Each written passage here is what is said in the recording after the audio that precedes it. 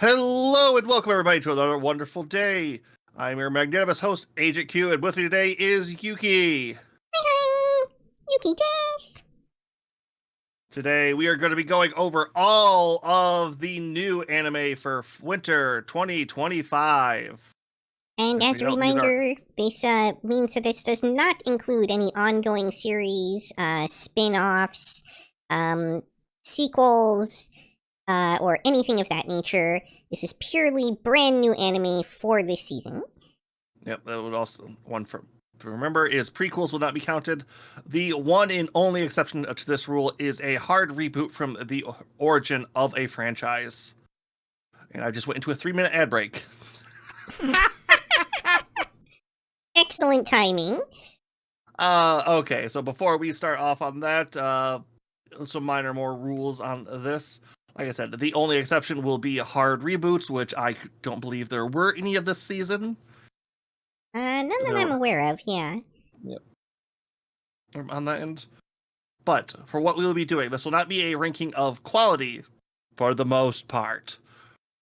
What we will be mostly doing through this list will be a good, nice little trailer watch to get a feel for the animation and the quality of the show, as well as a description of what we thought and how many episodes it takes to watch to get your accurate footing in the show.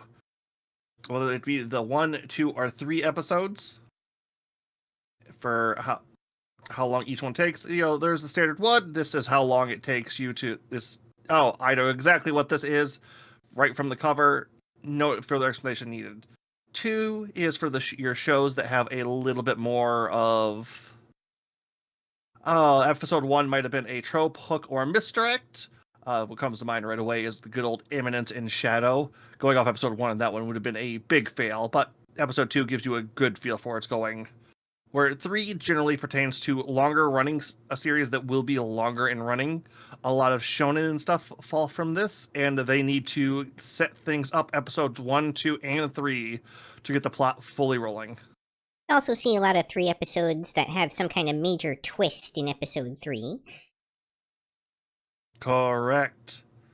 Now, the 2 exceptions we have to quality are the must-watch and the skip. Must-watches are shows with a not only high pedigree and high hype, but all their early episodes have delivered on the quality that we are expecting, and this should be a show to keep an eye on. Of course, the must-watches. And then there's the skip. I don't like putting stuff in here. I don't think Yuki likes having stuff down in there. If we can avoid it, but, sometimes we will run into a show that we simply cannot in good conscience unleash upon you, the unsuspecting public. Oh, we watch a lot of crud. Getting skip on by episode 3 is a hard do. I think I think we have at least one show every season that makes it into there. Yeah, generally speaking, if something falls into the skip category, it's something along the lines of overtly painful to watch, or like physically nauseating, or like just horribly offensive. Yes, in some regard. Either this is emotionally, mentally, or physically painful to watch. I think we've had shows that have fallen into at least one of those categories. Normally, they don't get further than that. On the other hand, it is possible for a show to make it past the skip, even if it does have some pain involved in it. Sometimes a little emotional pain is part of art.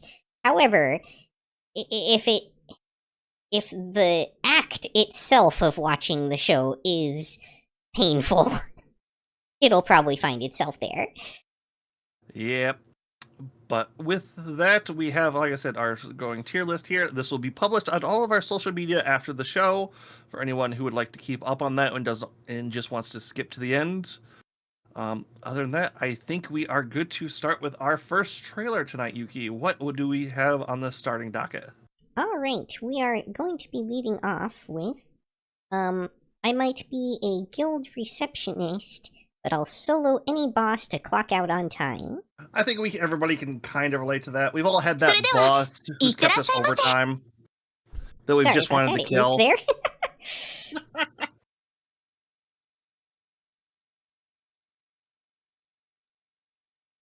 All fixed. Okay. First proceed. Okay. I was going to say, it's like I think we've all had that boss we wanted to kill that's made us have overtime before. Oh, yeah?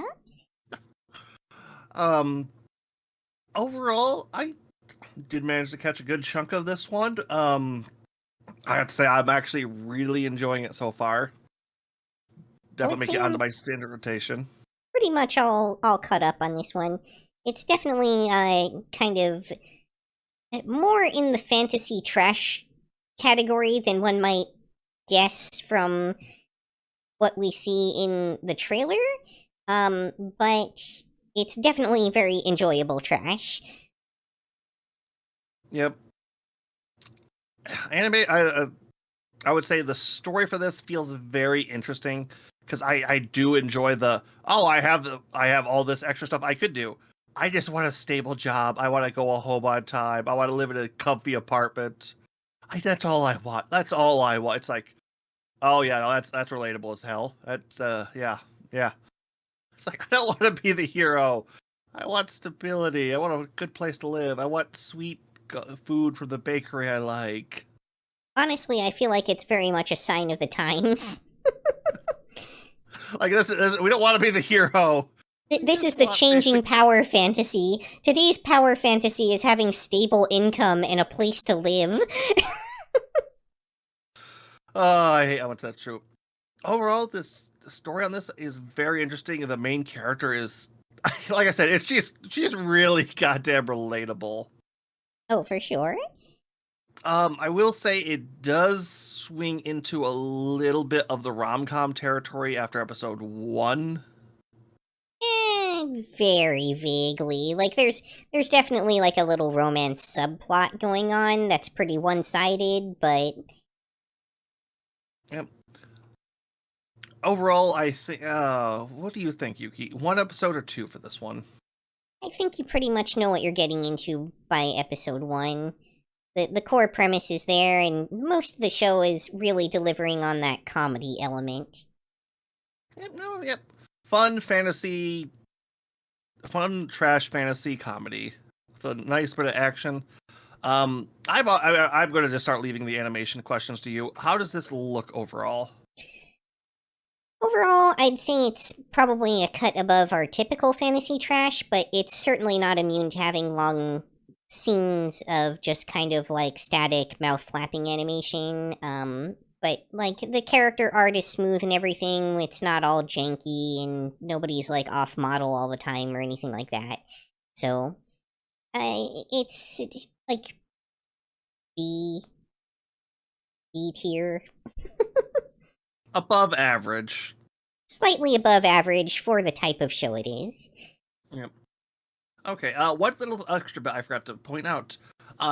So normally we try to get our thumbnails and pictures for all of our shows from the sites and streaming sites themselves to be more recognizable for everybody.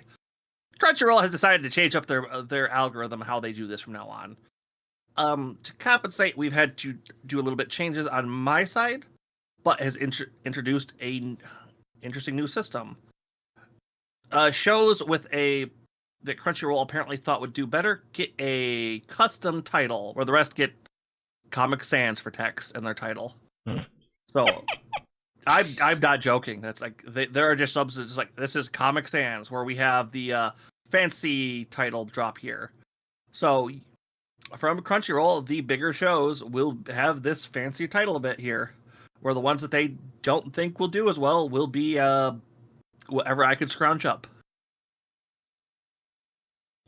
So for those wondering what the difference is, that will be it. All right, we have the first 1 episode. All right, Yuki, what do we have coming up next? Next up, we have Zenshu.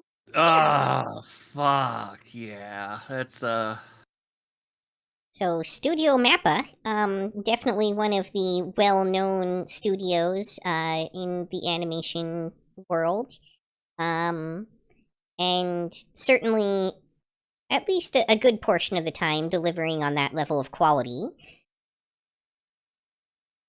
You can tell that the show had to be efficient here and there, but it definitely has a lot of really bombastic moments of Action, animation. well, not just action, but yeah, like the Sakuga goes really hard when it does pop out. But it's not your typical Sakuga.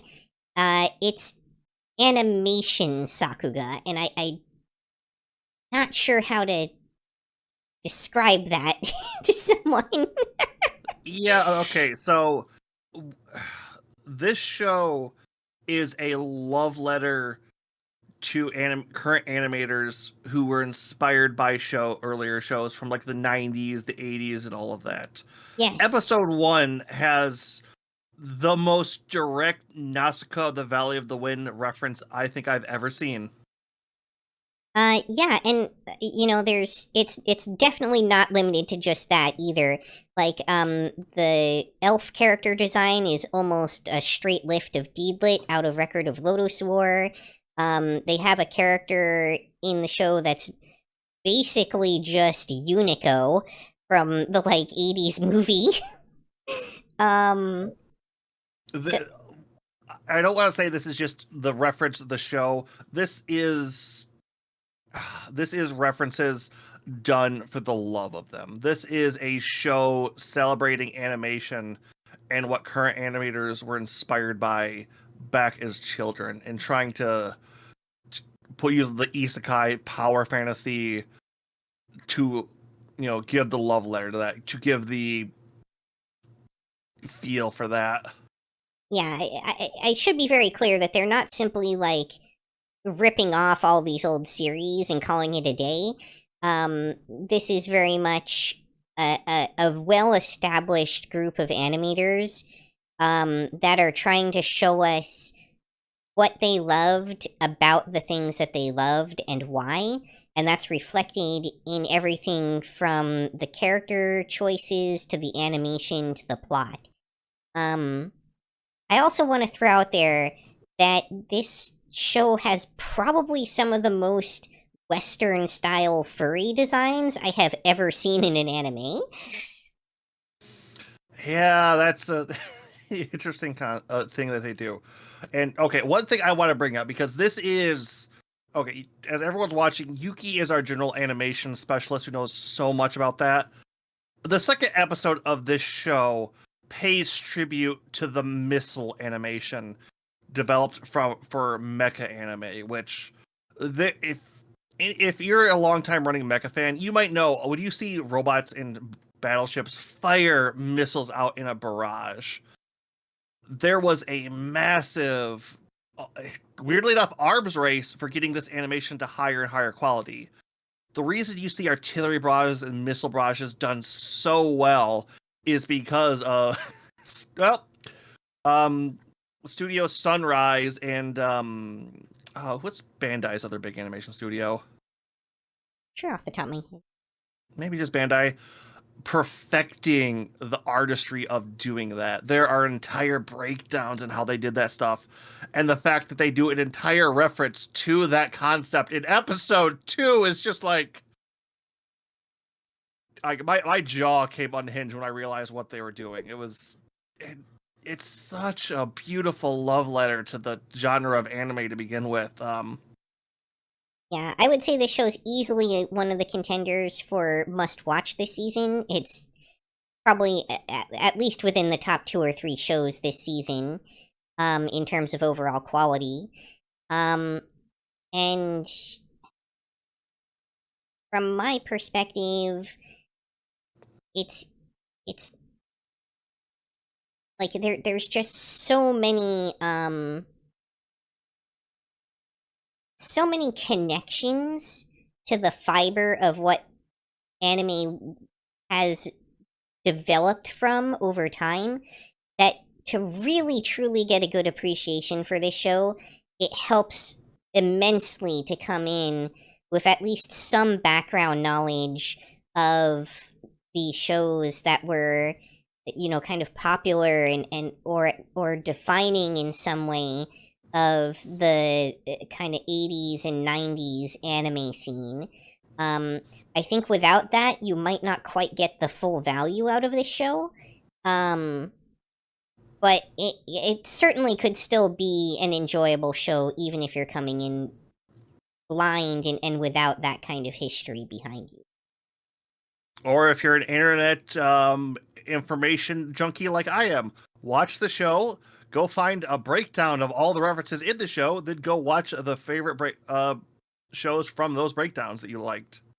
Yeah, I There will are say some that amazing stuff coming out of this. yeah, you kind of can't go wrong with doing that in a lot of senses, because everything that they're pulling from is so foundational in some way or another.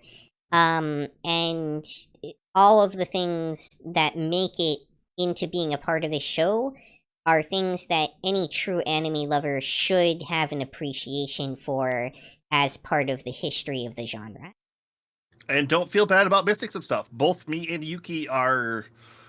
I don't quite want to say old taku, because I know I am. I'm not sure how far back you go on that bit. But we are older anime fans. We know a lot of the classics, a lot of the lore. We come from the, oh, you gotta watch this to be a real anime fan era. And dear God, there was stuff that Yuki mentioned I didn't notice, and I think there was some stuff that I mentioned that Yuki didn't notice. Oh, for sure, yeah. Like it's almost impossible to know everything that they're referencing, because they're pulling from such broad categories and We got Nausicaa, the subgenres. Valley of the Wind, and a fucking tribute to mecha animation in episode 1 and 2. Dear Mother of God, that's like, where are they going to go with this? I am stunned and curious. I was going to say 3 episodes for this, but I think you are right. I kind of want to put this in the must watch. I know this is an original animation, so we have nothing to go on, but dear God, this is... The more I talk about it, the more I want to go on it. But I don't read the anime, so... or I don't read the manga, so every anime is going in blind for those judgment calls for me. Nope. No, I must consume more. More! But it also, this show by nature kind of has to be an original anime in a sense, because it's about animation and anime in a way that is fundamental to the medium and art form. So it kind of almost couldn't have had a manga that would do it any kind of justice. Oh, no argument there. It's just, out of all these shows, every season, how many of them are original animation and how many of them are based off a light novel, based off a manga, based off a video game nowadays too, which, okay, that one I kind of like. Video game and gacha game are almost their own subcategories. Yep, although we do have a video game-based anime this season, and... Alright, moving on. What do we got next? Moving on. Next up we have Welcome to Japan, Miss Elf. Alright, unfortunately, this has been one of the ones I have missed. So you are going to get to watch one of the isekai trash shows? Hey, this technically is reverse isekai, it looks like. It's both. Okay. That's part of why I said that the trailer outright lies. So minor episode 1 plot spoilers for everybody. You have been warned. In the trailer there, it was saying that, like, an elf suddenly appeared in his room, and that's kind of a whole load of BS, because he totally knows this elf from her world, and hangs out with her all the time, and really the only surprise is that she managed to kind of accidentally make it back to his world in contemporary Japan. Oh, so is this one they can travel freely between the worlds? More or less, yeah.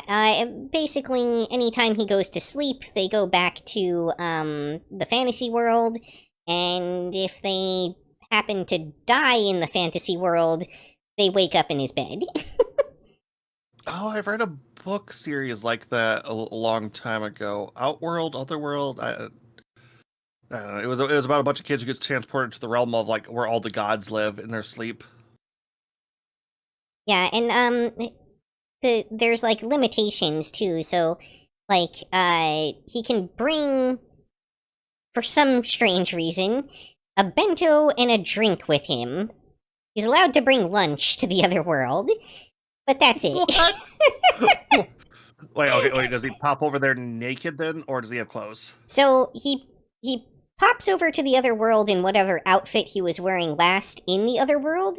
It's kind of hypothesized that his body just kind of like turns invisible or something while he's in Japan, and that he has like a separate body in each world, perhaps. Like literally, that's the characters hypothesize this in the show. And conversely, she wakes up naked in his bed because it's her first time being in that world, and thus she has no clothes. Okay, then that's And also because it's very much that kind of series. yeah, that felt like there was some waifu stuff going on there. Oh, for sure. In fact, you might have noticed that significantly more attention was placed on the character design details and animation for the elf than on our protag-kun, which is hardly surprising, but again, kind of shows you what kind of show this is. Oh, you mean the generic-looking isekai protagonist? Mm-hmm.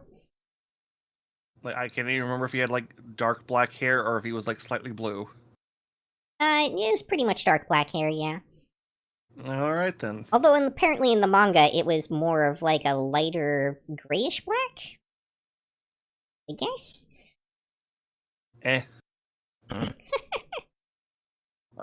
Small design changes from the manga like that aren't a big thing, especially when it comes to coloration. Yeah. Okay, Yuki, where would you think this one should go? I think you've got a good handle on this series by episode 1. All right. I'm animation pretty much par for the course for your isekai harem fantasy trash.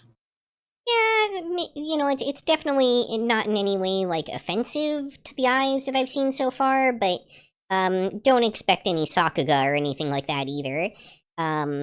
We're talking a reasonably well-used but modest budget here.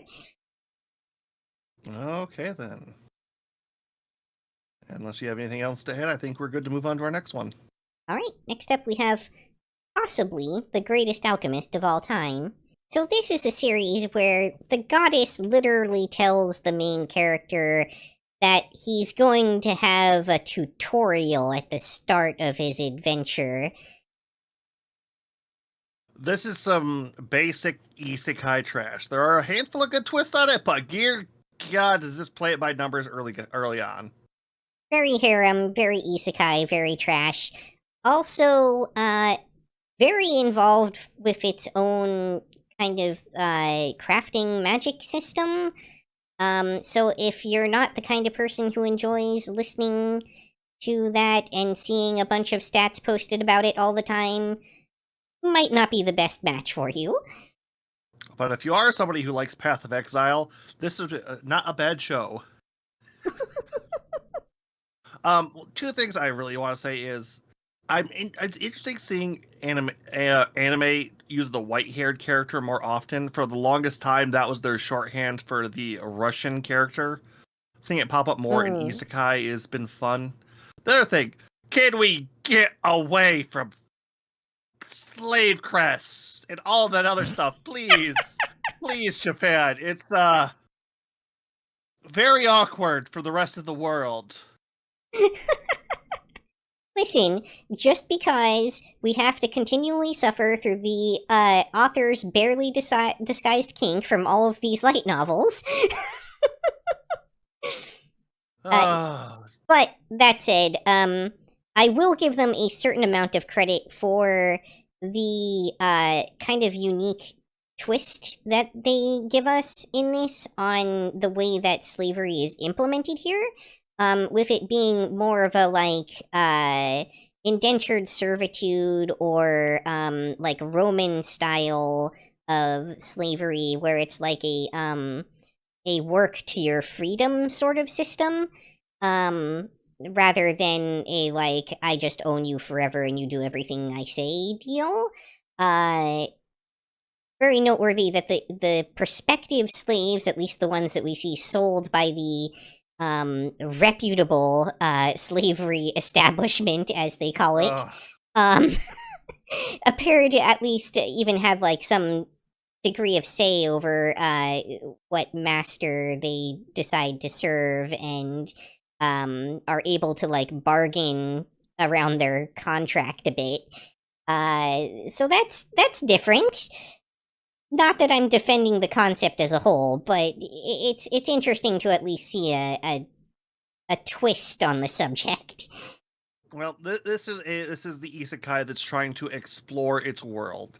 This definitely feels less like an action, romance, or harem, and more like a crafting style one with the Oh, other for bits sure. thrown down there.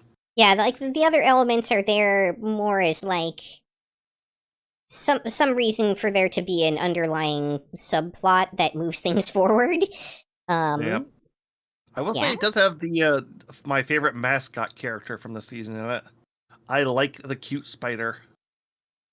Have you watched far enough that the cute spider evolved? Oh, is it turning into a girl? Of course. No, I'd like the person in their like the pet kind of storyline. Can't we just get that? Oh, It's like I she's know still it's the pet.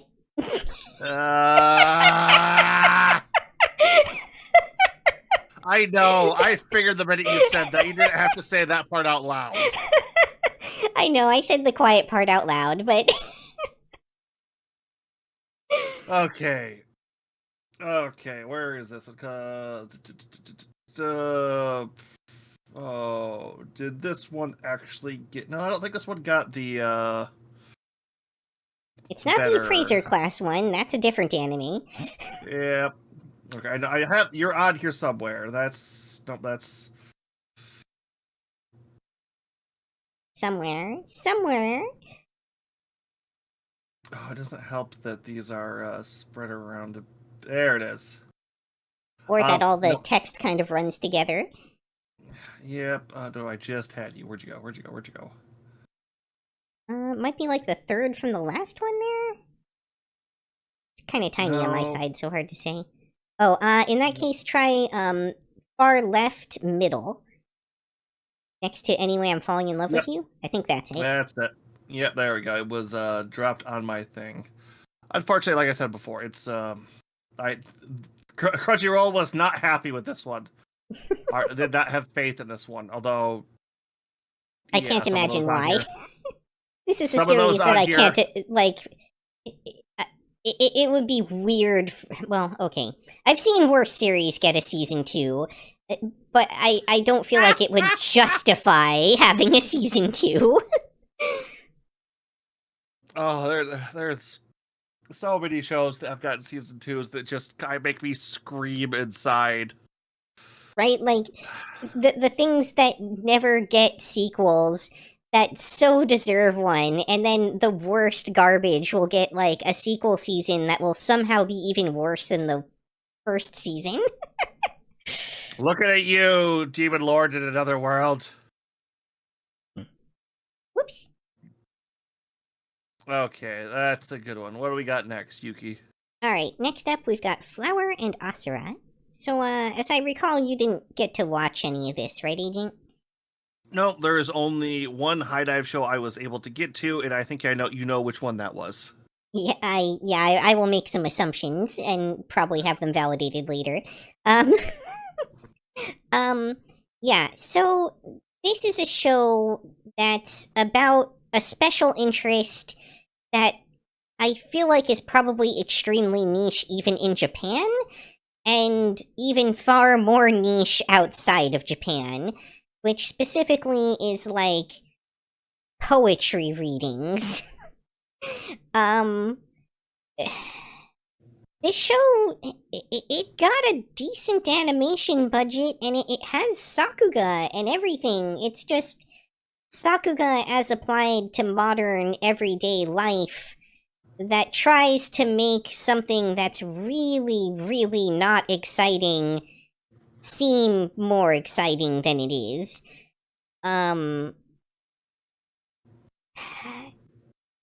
It's characters in a closed room, and suddenly a wind sweeps through the room to highlight how amazing whatever just happened seems to the character that observed it. One of those not Katana, but that writer's kind of exaggerated animation to emphasize an event going on in the scene. Yeah, probably. I honestly, I'm struggling to kind of make myself watch this one. And that's despite the like vague Yuri bait and the relatively decent animation, which just kind of speaks to how niche of an interest group this is trying to appeal to. I can't imagine anyone who's a Western fan of anime in any likelihood having an interest in what this show is trying to sell. That comes from outside the show, which makes it an extremely difficult sell. And I don't feel like it's quite succeeding on that. The show is just not quite able to pull me in and get me interested in this subject, or to make me connect well enough with any of the characters that I care enough about what they care about to care about the subject matter. Yeah, it sounds like it's trying to go for anime and poetry overlap, which not the biggest thing, especially in the West, I can imagine. Yeah, A bit. yeah. And not even just poetry, but specifically poetry recitations. Very Nope. specifically the reciting of poetry, not the poetry itself. Yeah, nope, no, that's not going to be a big fly in the U.S. side. Yeah. All right, Flowers of Azura, right? Yeah, I think this is definitely a one episoder. It's not a bad enough show for me to put it in the skip category, but I don't think this one's going to be finding a large audience. No. All right, what do we got on the next up? Next up is Okitsura fell in love with an Okinawan girl. All right, some of you might be a little bit confused by that title and what was going on there.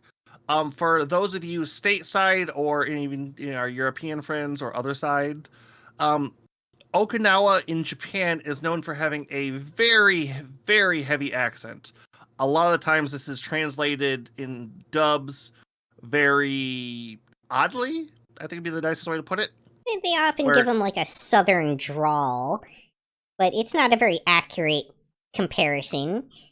No, so unfortunately you have to read this one subbed, and reading the sub on a show all about the difference in dialect and translation and getting it translated to a third, I don't really want to say third language, but a show whose entire premise is the subtle differences in an accent compared to standard language is very, very hard to translate. And especially in dubbing, yeah.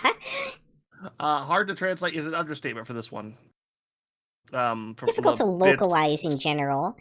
But that said, while I feel like this show's premise should be pretty limiting, it does a pretty good job, conversely from the previous show we were just talking about, of drawing the viewer in regardless. And it's like lighthearted enough about what it's talking about, and goes into enough of an explanation that even a complete layman can understand the joke by the time they finish explaining it. Now, of course, historically, a joke that has to be explained is not a very good joke. So you can take that piece with a grain of salt, I suppose. But nonetheless, this is generally a decently entertaining show. If you are a fan of Japanese culture and have an interest in learning more about those subtle differences between mainland Japan and Okinawa, which, for those who don't know, was made part of Japan fairly late in the game, then this will be an interesting watch for you. Also on the animation front, generally speaking, this show is relatively nice looking, except when they get to scenes that have lots of characters in them. Yeah. Yeah, you're gonna see a festival around, like, episode 4-ish, and that festival is going to have some atrocious CGI background characters in it. But aside from that, like, the water looks nice. They do a good job of being the tourism ad for Okinawa that they clearly are intended to be. Yep, for those just looking for that, the genres, this one definitely falls into our romance, slice of life, rom-com, I think, on there? A little bit of rom-com, also just regular com. Overall, this is probably a one-episode show, though, for sure. Yep, there are going to be a lot of those that are just good off one bats. So if you like a nice little slice of life, look into Okinawa history, lore, or just want to watch a bunch of cute tan girls and the dweeb around them, not a bad watch. Cute Okinawan girls doing cute Okinawan girl things. Pretty much. All right, what do we got coming up next? Next up, we've got Medalist. Oh, that looks, well, just good enough, just well enough animated for me to wish I kind of had watched an episode of that. Yeah, that was looking fairly pretty for the most part. But also a trailer, and as we've already seen on just what we have here, trailers are deceiving. Liar! Deceiver! But yeah. yes, like, looking at this trailer, this is a show that ideally I would like to give a watch myself as well. As Agent noted, it being on Hulu, as usual, just makes it difficult to remember to even go and check it out. Since I had the linked Disney Plus app too, and I forget about this stuff. It's just it's hard. It's very it's difficult to remember to go to a platform for only one specific show when we've got like 30 other shows that we need to keep up with. 32, and I have three other shows that are in that same boat pretty much too. Luckily, they had a bigger call than being a figure skating that's going to attract a lot of lolly bait. Oh please! Like, the minute I saw that Akazo, that's why I was like, oh, I'm not gonna like the discourse that goes around this show, am I? Yeah, we'll see if it ends up going that direction or if it pushes more into the like found family father figure kind of route. But right now it's looking to me like it's more father figure-y in terms of content. However, I mean, figure skating as a sport and to some extent art form, question mark, just does kind of lend itself to that sort of lolly baitish costuming and stuff. So you gotta have a certain figure to do well in figure skating. All right. Well, I can't really judge that one. I'm guessing it's probably a one episode. Certainly doesn't seem like a skip unless you don't have Disney Plus or Hulu as appropriate. It's Hulu. It just Disney has been smart, and now you can watch Hulu shows on the Disney app if you have the bundle. Oh no, it's actually a regional thing. In the US, it's Hulu, but in most other places, it's actually on Disney Plus natively. Oh. Yeah, that's how they how Disney does it, and it's horrible. Well, Disney being horrible. Who would imagine? Yep. All right. Ready for the next show? Let's pull it up. Next up is, even given the worthless appraiser class, I'm actually the strongest. Could this be a light novel? Who's to say? Yeah, you saw that right. Super appraise. Okay, I play enough JRPGs to where that's actually become a ability I generally do love. But on the other side, mother of trash anime or trash fantasy. Holy fuck. Oh, dude, this Yeah. is. This is one of those Okay, series that I think actually isn't an isekai, but really feels like it ought to be.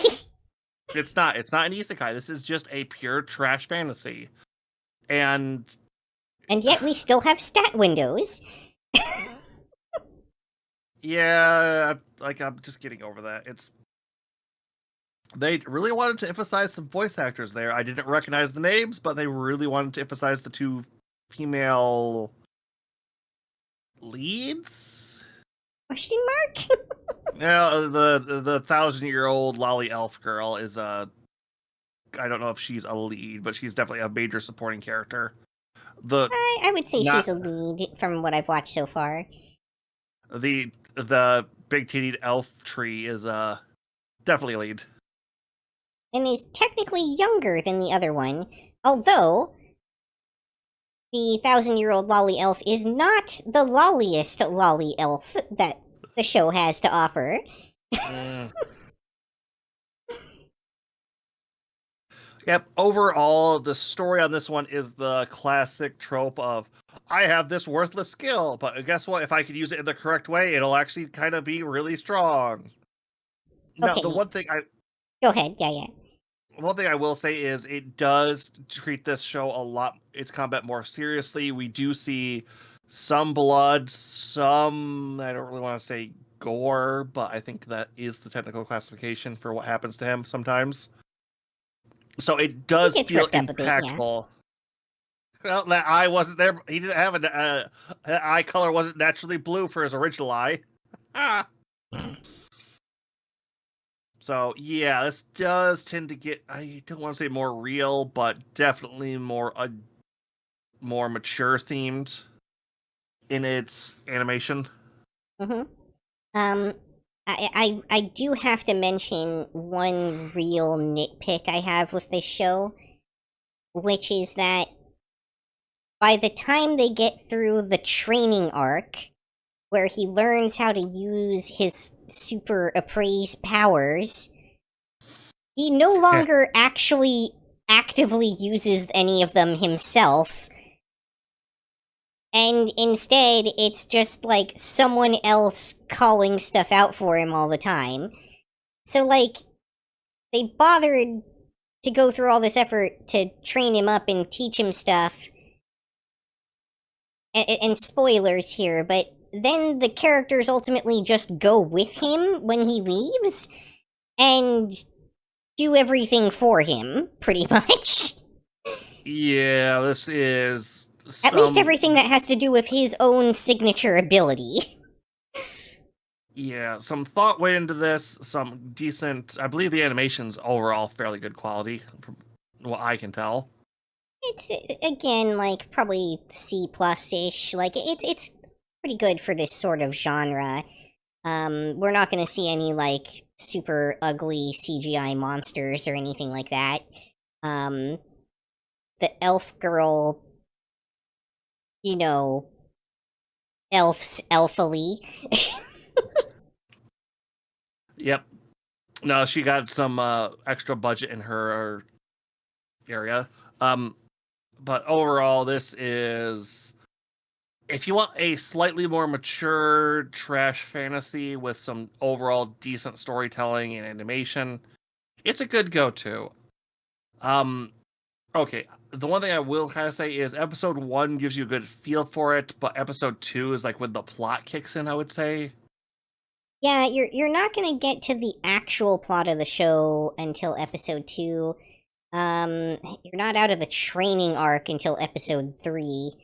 But I I'm not going think to by say 3 episode 2, you've got a episodes. pretty decent idea of where the show is headed. Okay, yeah. This was also one of the ones Crunchyroll decided to give the fancy title to. They expected that one to do well? You're gonna see a couple out here and just be mad, Yuki. Alright. Next up we have From Bureaucrat to Villainous. Now, I don't think this is the one that you ended up watching, Agent, but I do feel like this show would be very much up your alley. It is. I've been trying to watch this, but I like to put like some of the stuff I like at the end of my list to kind of motivate me to power through it a little bit faster. And this was kind of sitting at the bottom of my high dive list. Gotcha. It very much it looks like a show I actually want to watch. They do so much fun stuff here. It's but I have missed this unfortunately, so you will have to carry us through it. Sure. Animation-wise, this is, pretty much C all the way through. There's not going to be anything that's, like, sinful, but don't expect anything fantastic looking either. It's pretty efficiently animated. They do a good job of, still being able to convey the characters and everything very well with, what they have. But not a ton to write home about here. That said, to some extent, I feel like that's also kind of part of its lampooning of the genre, because the show is extremely self-aware and genre-aware, and it has a great deal of fun with that. Introducing a character who, rather than having detailed knowledge of the world, as is often the case in these, has a foundational knowledge of general geekery, and has picked up a tiny bit from watching his daughter play. So he's got kind of the rough framework-ish, and is trying to supplement that with his life skills that he's learned as an office worker. It's definitely a clever twist on the genre. So I think this deserves a lot more points for its writing than it does its animation. But definitely an interesting show, a decently fun ride, and the fact that it's a show with Villainous in the title and still has me watching every episode says a fair bit in and of itself. That said... Yep, go ahead. I was saying we forgot to do our breakdowns on our likes and dislikes at the start, but all right. Oh, yeah, Villainous is not generally Yuki's style, just as romance generally isn't mine. Yep, we've both got our kind of strengths and weaknesses that we tend to play into. I definitely stray away from sports. Usually anything that's like yaoi bait is not in my ballpark either. But I will definitely gobble up more of the general like romance shows, fantasy shows of pretty much any kind, and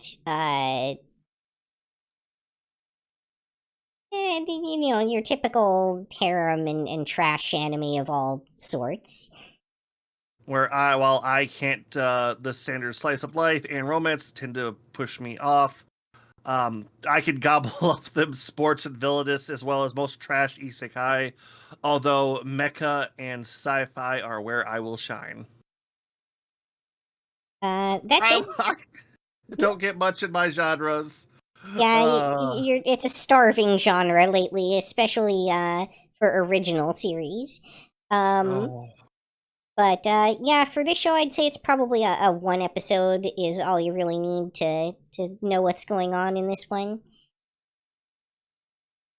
Alrighty then.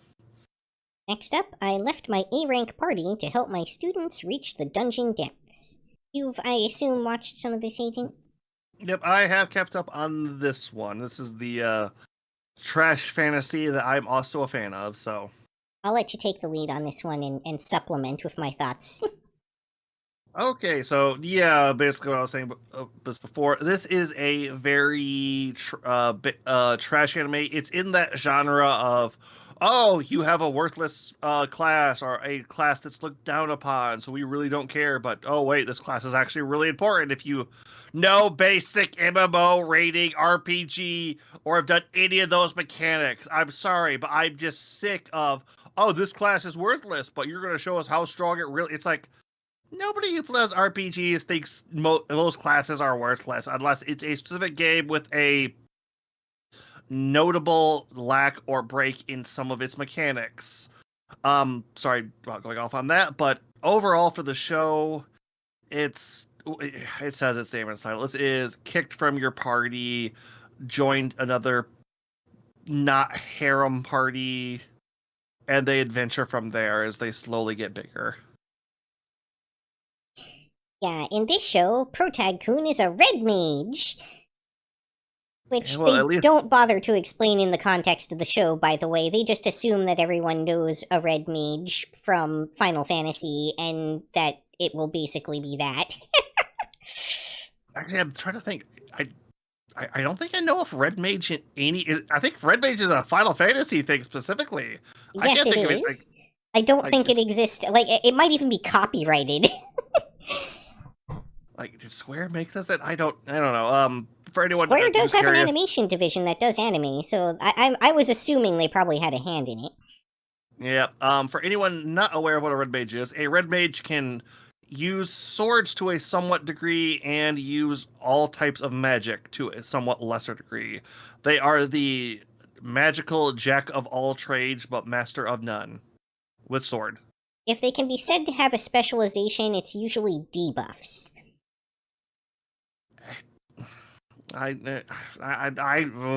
It's even hard to say that from my experiences in 14 and like Bravely Default, because red mages generally are a buff and or sub revive tank. Eh, in Final Fantasy XI, they were definitely the debuff specialists, and sub healers. Yeah, but yeah, overall, there is one mechanic to this anime that was very interesting. The fact that while they don't really pay attention to like Windows skill trees and class screens somewhat, but they're there, but they're not like in your face. They're like, this is what I try to do. This is the specialty I'm in. Um, they have streaming segments of raiding parties that go into dungeons will pull up a live stream for a boss raid. Yep, or whatever they feel like streaming, technically. Um, which okay, I don't know why that's I want to point out that what's weirder than that is they also have clip shows that rebroadcast the footage overlaid with VTubers. Yeah, this show feels like we want to throw all the trash anime shows concepts into a hat and just started pulling out tropes to add to it, and it's I will say there's nothing offensive about this show. There's nothing that I'm like, oh, I hate this, or oh, that's not.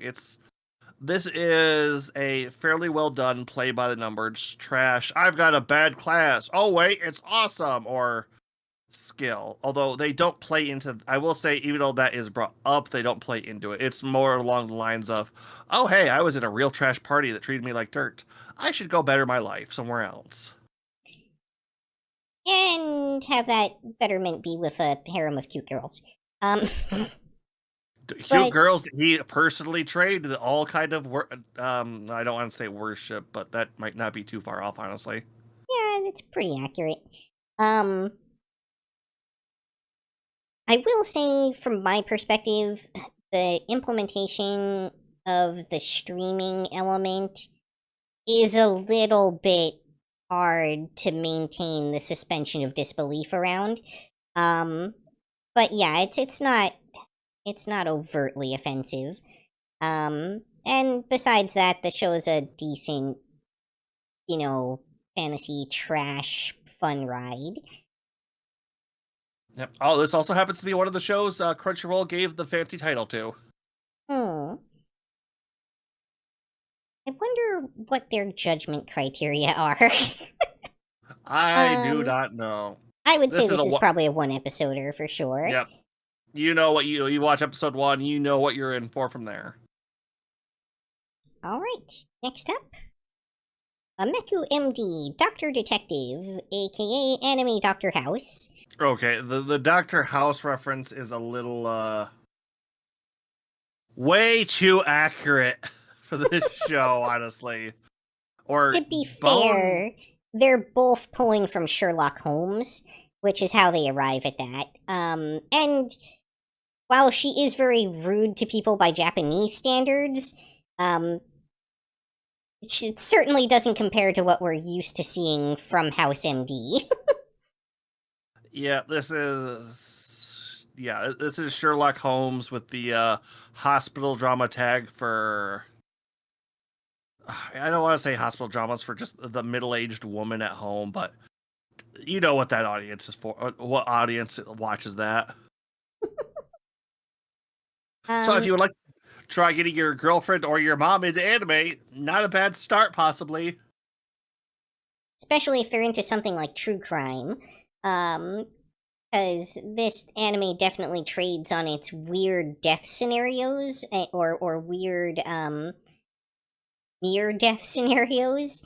And probably the biggest criticism I can level at this is something I've heard others mention, which is that the show really demands a pretty high level of medical knowledge, or at least the kind that's specific to these sort of medical drama shows, to be able to have a chance of following along and predicting the endings.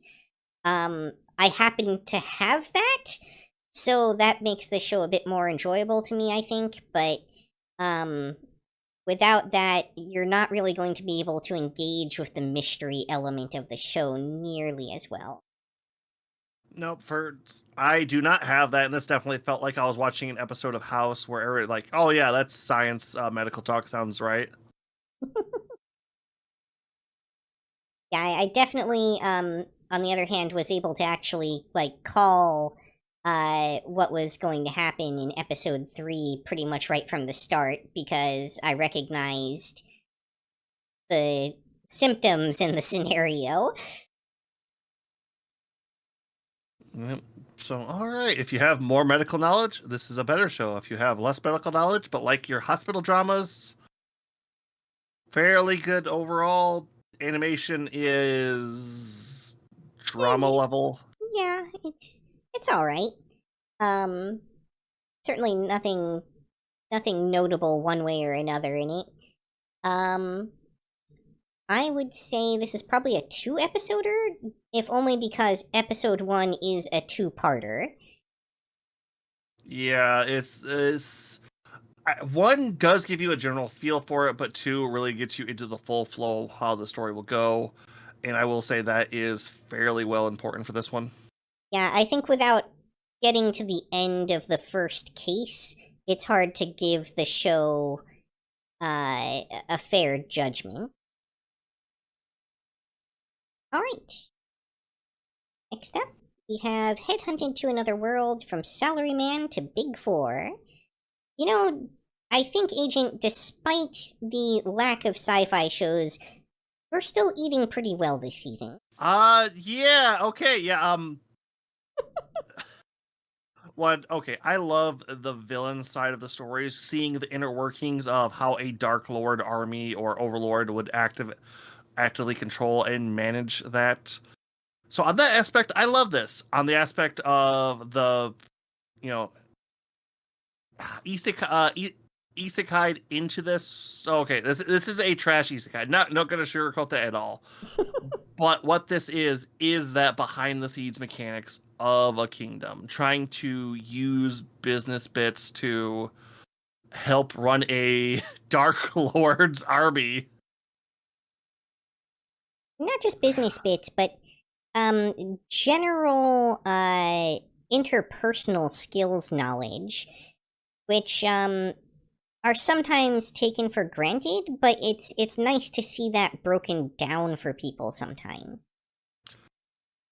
Oh yeah, this is very much a show, not just about talking to people, but talking to like there is an entire bit about talking to foreigners and realizing, oh hey, this part that seems like I'm doing horrible is just a part of your culture and how you react to stuff naturally. This doesn't mean I'm in a bad position. This means you're kind of happy actually, which can be a big thing when talking to other people from different cultural backgrounds, different countries. Even if you both speak the same language, there can be vast differences. And to highlight something like that, especially so early, is an interesting concept. Yeah, I would say it's actually a reoccurring theme of examining self-bias, as well as the value of strong leadership and someone who you are working for that believes in you and values you. So not the bosses that micromanage all of your BS and are constantly like, "Why aren't you doing it right? Why are you doing this right?" Why it's like, "Hey boss, if your job is easy, that means everyone below you should be doing a good job. Don't fiddle with that, please." Um, It's it again. Also, I feel the need to point out that this is the new power fantasy. The power fantasy is a stable job with an employer who respects you and gives you leeway to make your own decisions and allow your skills to shine and allow you to thrive while providing you the tools to do that. yeah, it's like while there also is there's a harem side of this. They Oh, for aren't sure. really focusing on it too much. I feel like there actually is just a main lead with some supporting female cast that online fans are supposed to ship together. I would kind of say because, like I said, the female lead is very upfront and obvious at this point. Brazen would be a good word. Yeah, that's a good way to put it. She's very that works out actually really well for multiple levels. Um, Overall, it's like like I said, while this is trash isekai, the main character isn't a blank slate, or if he is, he's an archetype we haven't seen before. He very much feels like he has a well-defined personality, or at least traits of one, and is not jumping around or making weird assumptions in places. You see him, fall for things like, oh no, I should kind of realize this, or I should think about this. Yeah, he's definitely not two-dimensional, and he's not just there to be the self-insert for the female cast that orbits around him. He is, in fact, the focus of the show, and the supporting waifus are usually there as part of the plot or in service of providing almost a foil, in a sense, because they need someone to give you the cultural context of the world that he's operating. Uh, it's not touchstone character. It's context character. Touchstone Pictures presents. Uh, Overall, though, I will say, this is one I'm extremely loving, but once again, this is trash. It's also one of the ones with the fancy title, really long and wide for this one for some reason. Not sure why. Very enjoyable, but don't expect great things out of the animation. A lot of characters kind of looking a little rough and going off model and things like that. Yeah, like I said, that I could barely notice that, but I was also enjoying this show way too much. Not my favorite show from this season. We'll get to that later, but It's not a show that trades on its animation to begin with, so it doesn't suffer too much for, the little rough edges on the animation. Yep. But okay, what do we got coming next? Next up, I'm a noble on the brink of ruin, so I might as well try mastering magic. Yeah, this is okay. Well, do we have 2 or 3 shows about a reincarnated person trying to master magic in a fantasy world this season? I think it might be 3. Yeah, it's like I know Depending there's at on how least you 2, measure it. but it's like I swear there's a 3rd one I'm forgetting about. This is the middle of the road out. If there is 3, it's the middle or bottom one if there's 2. This is a harem isekai power fantasy. It's the main character having anything and everything just handed to them on a silver platter. Like I'm trying to think of like what the okay, so the big thing is a failed noble, so I might as well it's like that's really not indicative of how the show goes. That kind of gets resolved in episode 1. Yeah. The rest of it is it's not badly like nothing's bad about it. It's just It's very by the numbers, very tropey. they even threw in slavery again. Or binding or however you want to call it. It's Oh yeah, no, like every girl in the show is his familiar. it's I don't think the princess is, but or yet. Yet. That's a strong yet. Yeah. But she has definitely been betrothed to him, so there's that. I think I'm not that far into it yet. But yeah, that's... And I'm sorry, I know that's technically spoilers, but in a show like this, it's really not spoilers. if you haven't seen a trash paint by numbers isekai yet, this is a bad start. There are several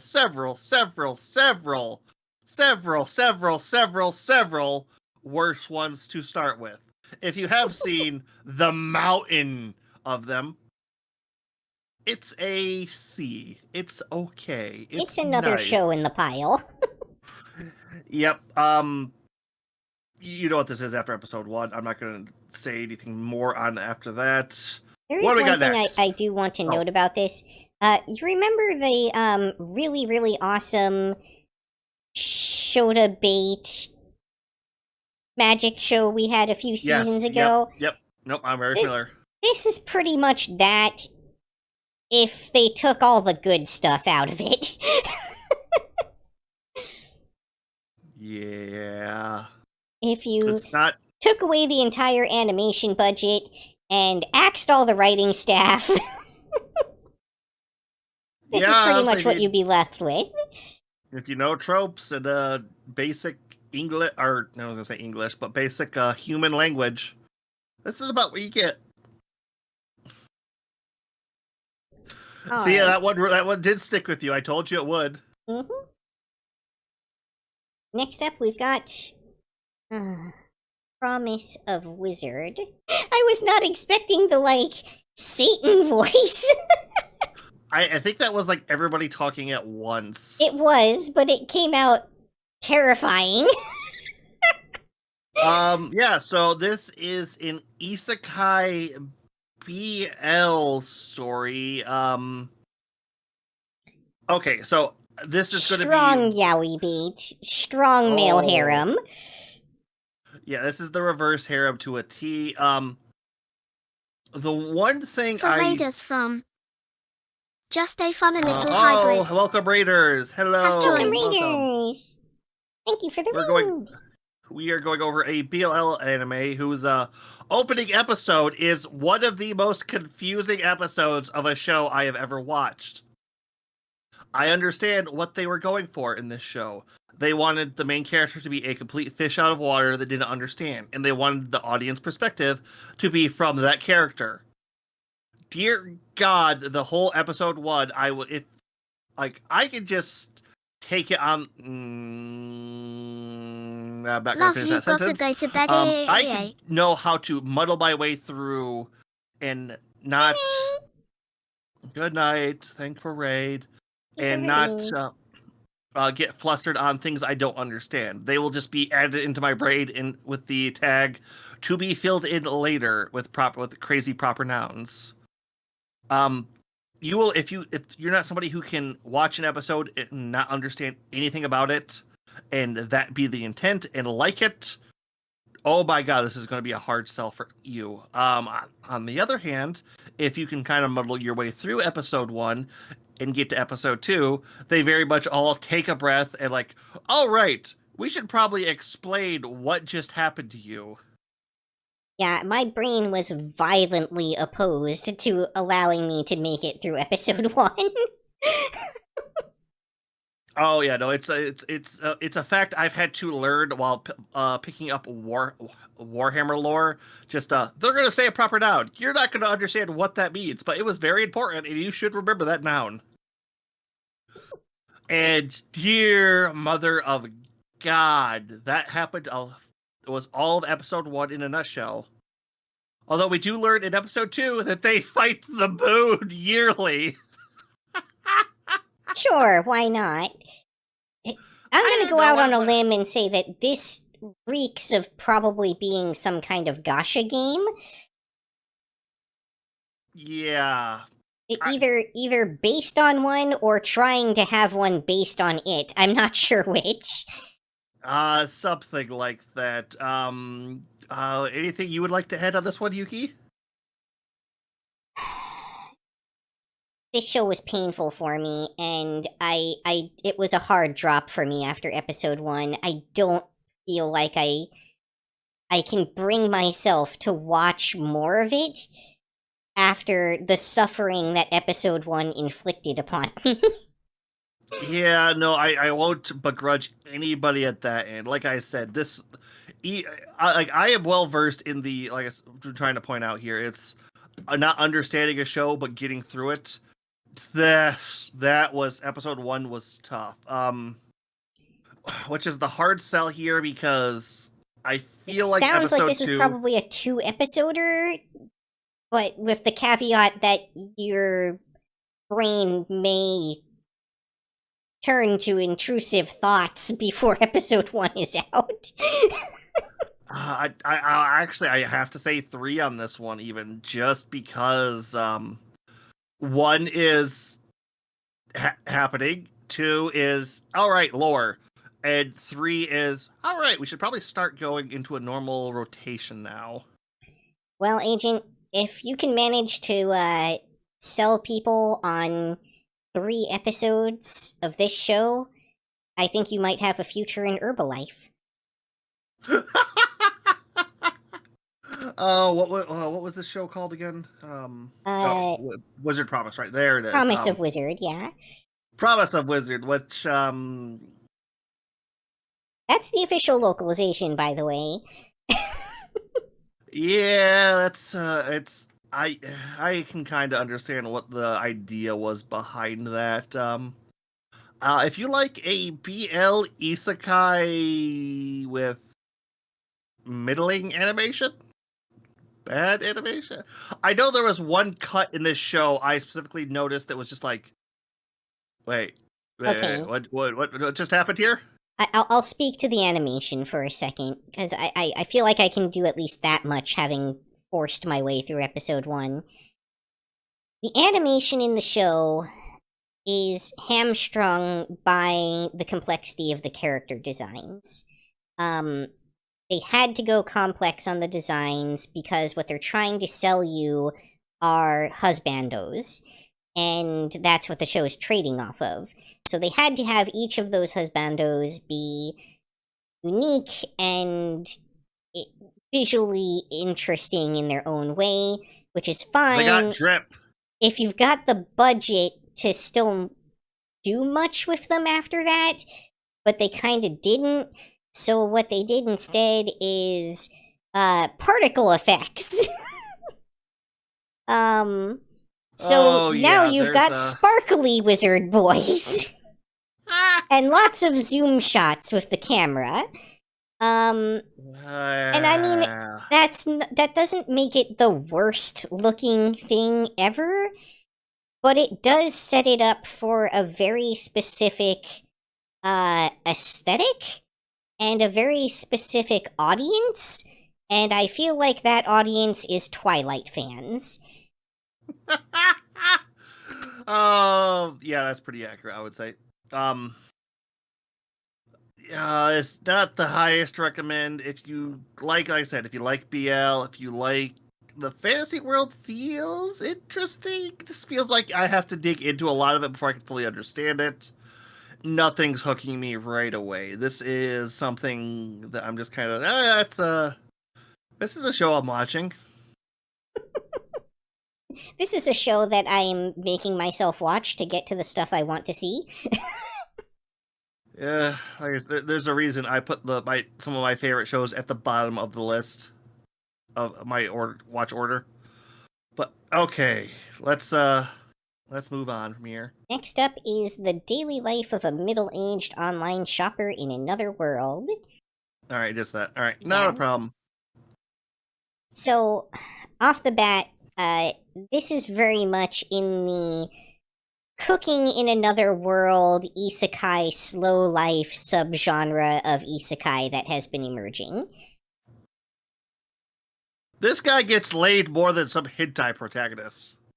Yes, I was going to get to that later, but it is noteworthy that although it happens off camera, it's very clear that this protagonist fully gets laid in episode 1, which is something you don't see a ton of in these shows.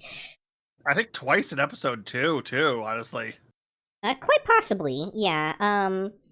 There's Yeah, only we're one character that we are kind of confirmed that he's explicitly not hooking up with. Yeah, maybe. Though that doesn't necessarily stop them from nudity in their general vicinity and sleeping together in the same bed. Yep. Overall, this is trash isekai slow life in another world with Amazon. Pretty much, yeah. I think they call it the not Amazon anime equivalent, but this is just Amazon. To be noted, because I didn't catch this in my episode 1, and I remember you texting me about it too. He gets a mecha bulldozer at some point. It's very focused on in the opening. Oh no, It's not at the start. It's a transformer. It transforms from a bulldozer into a mecha. Oh, who is that transform? I'm trying to. I know the Constructicons pretty well. I'm trying to think of who that is now. Whitehall, Long Haul, yeah, whatever. One of those guys. Yeah. So it goes into a little bit on sales, a little bit of the slow life. He might have a mystic actual cat, not like a cat waifu, which he has 2 of. At least. Yeah, no, trust Listen, me, it's, non-waifu cat is also best waifu, okay? oh, I'm kind of wondering if they're actually going to give David, because I love the actual pet cat. That's just a cool looking cat design. I mean, okay, we both know at the rate this is going, the actual cat is going to end up being a waifu at some point too. Yeah, it'll probably be around episode 8, 9, if not like the last episode. But yeah, this is honestly, I like the laid back slow part was a little bit at the start for me. It's like, okay, come on. I've kind of gotten into the relaxed bit on it. It's this is the new power fantasy of I have a sustainable income in a house I live in. Uh-huh. Yay! I have the option of being able to go out in the woods and construct a homestead for myself, so I'm not starving in the street. Yep. I mean, to be fair, technically I also have that option, but I'm a techno junkie, so that's never gonna take that path, probably. I hope. Overall, though, You've probably got a good idea of what's going on in this in episode 1. It's Yep. trash, but it's tasty junk food. Leaves you feeling comforted. Yep. Honestly, out of almost all the trash that have gotten the fancy titles, only Headhunted to Another World has, I would say, I would grade above this, and it didn't get the fancy title. Quick word of warning. The latest episode that aired is the first episode where the storylines have intersected between the lolly character that they keep showing in the show and the main character. We don't know where that's going yet, but I will say that the lolly character does sleep in his bedroll with him along with another woman at the end of that episode. It's feeling more like a fatherly feel from the little bit I've seen of it, but like I said, we'll have to see. We just don't know what the verdict is going to be on that. So, proceed with caution if that's something that could bother you. And we will let you know at the end of season review too, because this will definitely be one I will keep up on, no matter, unless it really tanks in the middle. I'm sure I'll probably be doing the same. Alright, next up is Bogus Skill Fruit Master. Yes, it was very important to cut to that extra scene of the protag-kun grinning. Only fucking trash fantasy. We have a lot of trash fantasy this season. And a lot of them that feel like they should be isekai even though they aren't. Yet another, technically not an isekai that has a bunch of stat windows and stuff floating around in it, and characters who talk about levels and job systems. Yep. So the main pitch on this story is, once you reach a certain age, you're supposed to be able to, you're given a fruit that will grant definitely you a not a special Gomu skill. Gomu fruit. Yeah, I didn't even think about that reference until you made it there. The main protagonist gets a skill that initially seems utterly worthless, but, say it with me, it becomes incredibly overpowered. Mm-hmm. His special thing is he can eat, basically lets him eat more than one fruit, which I believe there is a big battle where he just starts, oh, hey, I brought a bunch of these with me. Let's start munching on them to get the fruit to beat this thing. Oh yeah, for sure. It turns out that there's a side effect, which is that he gets a headache. But he kind of powers through it and just keeps eating more fruit, so... I mean, he passes out at the end of that episode, too, for something. Yeah. But I assume that as time goes on, he'll just be able to eat more and more fruit. Or they might put a limit on it, because that is an incredible... It's like, you can only give him so many skills before things starts becoming redundant. It's the Golden Age Superman problem of, we'll give him more powers! I'm pretty sure at some point they'll just stop showing him eating them and just be like, oh yeah, all those fruit I ate earlier gave me these skills that suddenly allow me to win this fight. Yeah, there's a lot with the world building in this one that I just do not like or appreciate. Like, a lot of these shows so far have had, generic or obvious or that, but all of their world building has been very solid. A lot in this one feels very off. Because they pulled up in the trailer. Oh, right, you're not supposed to eat these fruits again. Don't touch them. Oh, I cooked them into the meal you just ate. What? Blah. It's like, why did these fruits were very much portrayed as being like, oh no, the church or whatever keeps very tight lid on them, and he just has crates of them. It's like, why was he allowed to grow these? Like, where did he get the seeds for these? Like, oh yeah, no. He was allowed to grow them because he had the fruit master skill. So he was ordained by the church as the official grower of the fruits. I must have missed that, because my eyes were glazing over in the show. You didn't miss it. It was just heavily implied. So here's my pet peeve. They developed this whole fruit system, right? But none of the characters finish the fruit that they're eating. They all take just one bite of the fruit, and that's enough. And that begs a lot of questions, some of which end up kind of getting answered, I suppose, because him and the little girl both eat the fruit soup, and they end up with different skills from it. So, I guess it's not tied to the fruit. What? That was a fruit pizza.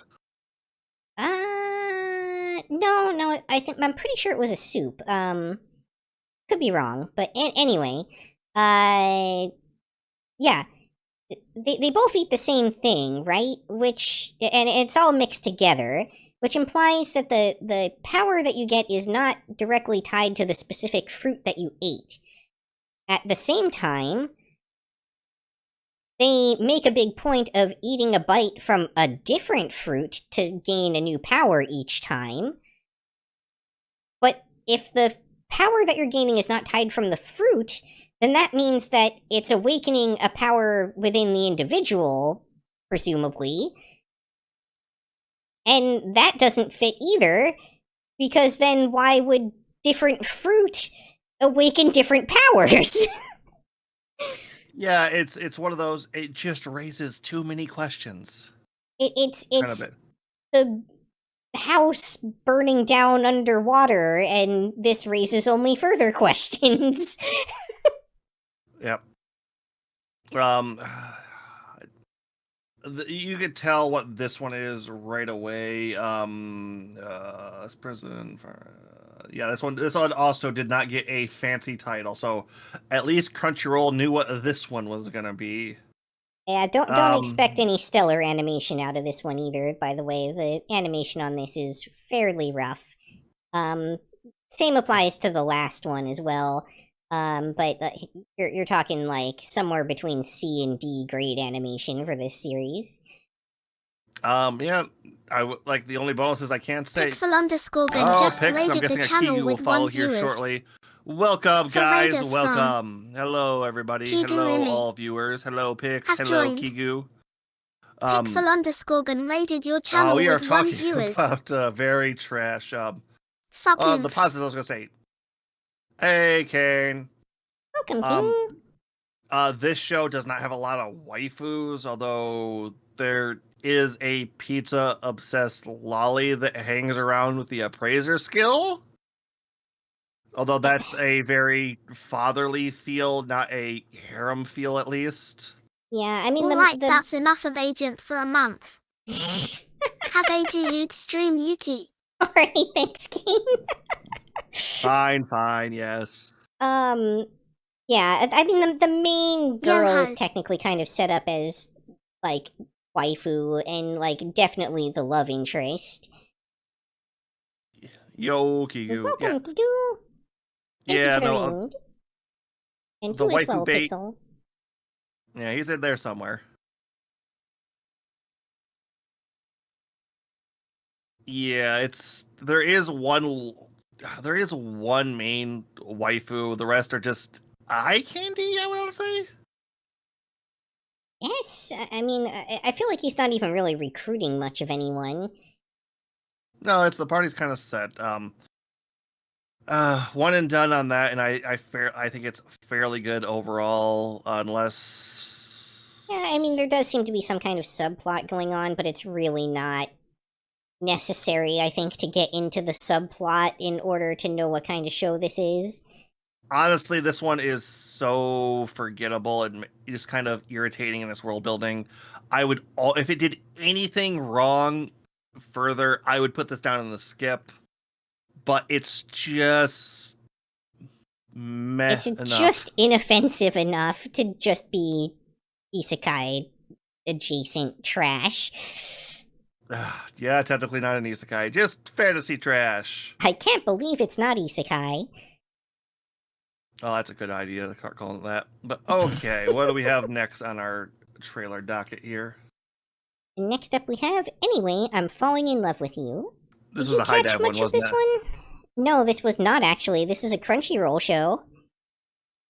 I somehow completely missed this one by accident. Yep, this one is full-on male harem. And the this was not my kind of show at all. I kind of forced my way through the first episode. I tried to start watching the If second either of you have a episode. BGM, can't hear it. Okay, I will make sure to at least watch a bit of this to make on that. But if you have, Yeah, I don't have a BGM. I'm not sure if Agent does on his side. no, I don't have a minor thing. I've Mm. been debating on getting it Okay. just to have like a little bit of elevator music equivalent to play into my background because I know we can be a bit quiet and we go a little bit. I know. Yeah, it's a good suggestion for future streams, though. It might be something for me to look into too. Yeah. That said, the one notable thing that I caught on this anime is it's the first series I've seen that's explicitly set during the pandemic lockdowns. And I think we're going to start to see more of that in the near future as we move into the time frame where we get to the point where works that were written at or around the time or even a little bit after that era are starting to make their way into anime production pipelines. So that is a noteworthy facet of this. If this show has any historical relevance, that will probably be it. And yet they make the interesting choice to very explicitly not refer to the pandemic by name.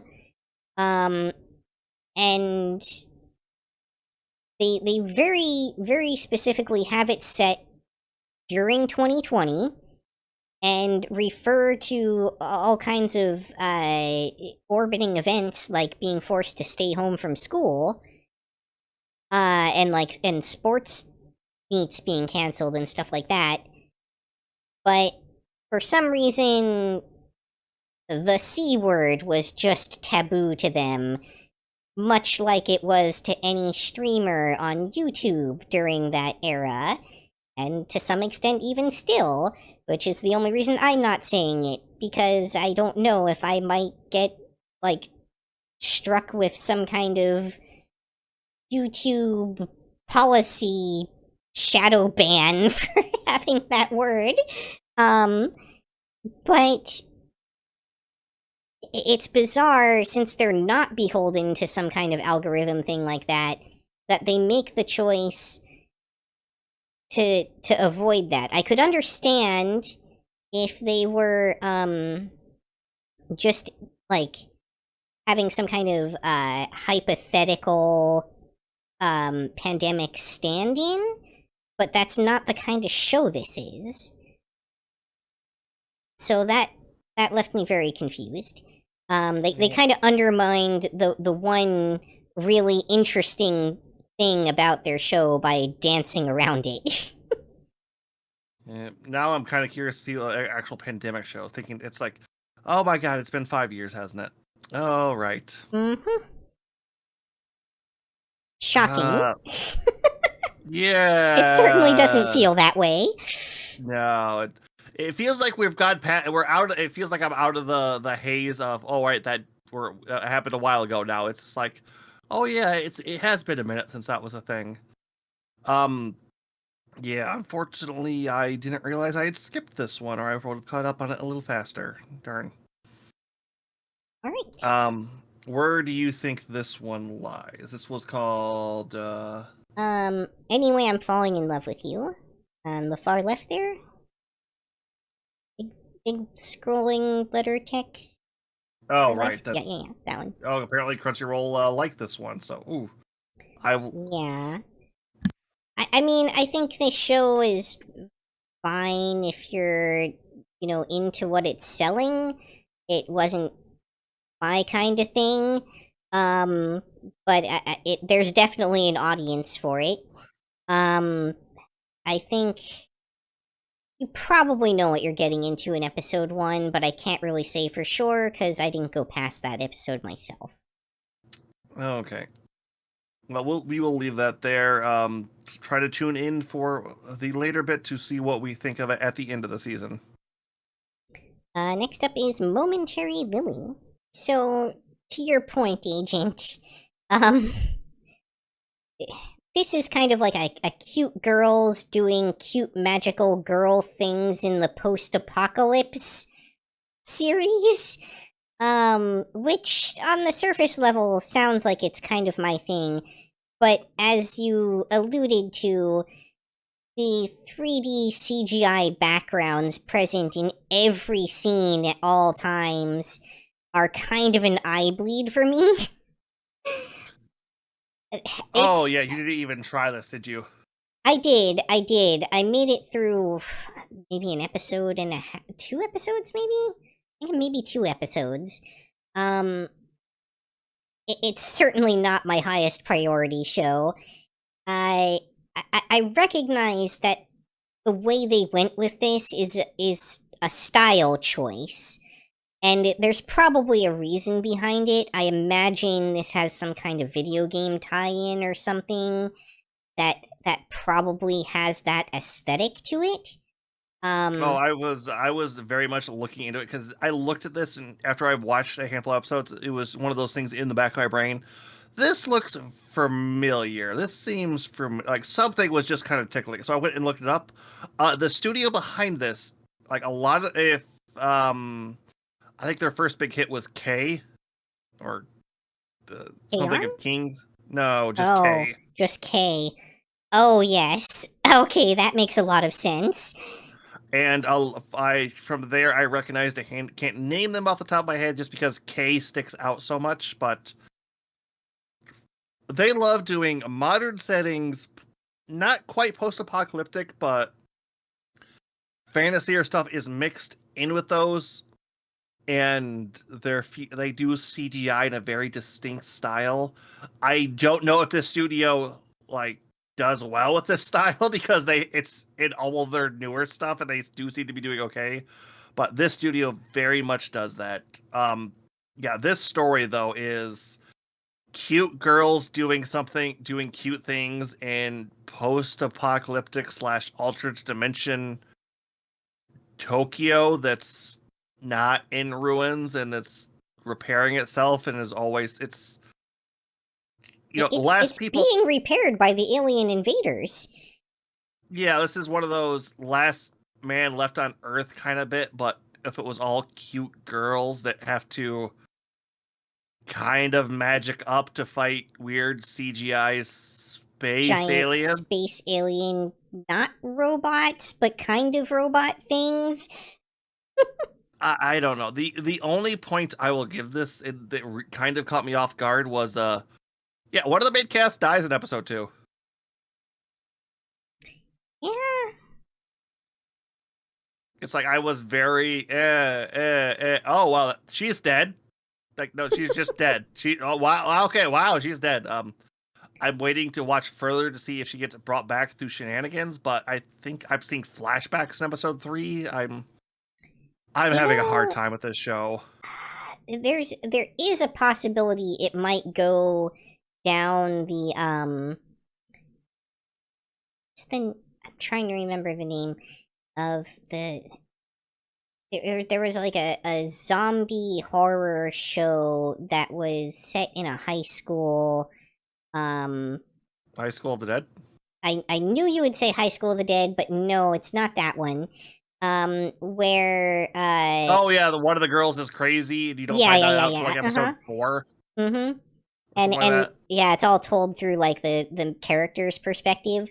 They might be trying to go kind of that route with the show. That's a distinct possibility. I don't know. I doubt. Like I said, I looked at this studio's track record. They love doing fantasy shows or modern day with fantasy in them. Yeah. I know the other big one I saw on their list was that it was the one for noticeably horrible CGI chains everywhere. cannot think of it. Well, I will say that aside from how busy and, like, obviously CGI the backgrounds are, if you can get past that, if that's the sort of thing that doesn't bother you, and if the character's being imposed on the background in a way that just looks a little bit off, and kind of throws your perspective off a little bit a lot of the time, is something you can handle. The show does have some decently serviceable combat scenes where they're, doing a lot of cool cuts and stuff. Again, they're very, very busy, though, in a way that kind of detracts from the value of that. And they're almost... Go ahead. I was gonna say, they almost all have the oversized, comical JRPG weapons. It's just like... Yeah. This is probably a one-episoder in my book. I don't know what your thoughts are. You watched further in the series than I did, I feel like. I was debating on 2, but it's like stuff happened that was interesting in 2, but nothing that changed anything or was a bigger. It's like I said, there is a death in episode 2. I don't feel like that was enough to like add that hook to go to episode 2 on that one. Like, what you're getting at after episode 1. It's very on the head nose there. Also, I don't think an episode 2 death is too terribly shocking in a show where most of the rest of humanity has been wiped out already. Yep, or something like that. Okay, what do we have next? Next up is Sakamoto Days from Netflix. Okay, so this is one of the 3 shows I was talking about that is on a platform that really doesn't have much in the way of the new season's anime.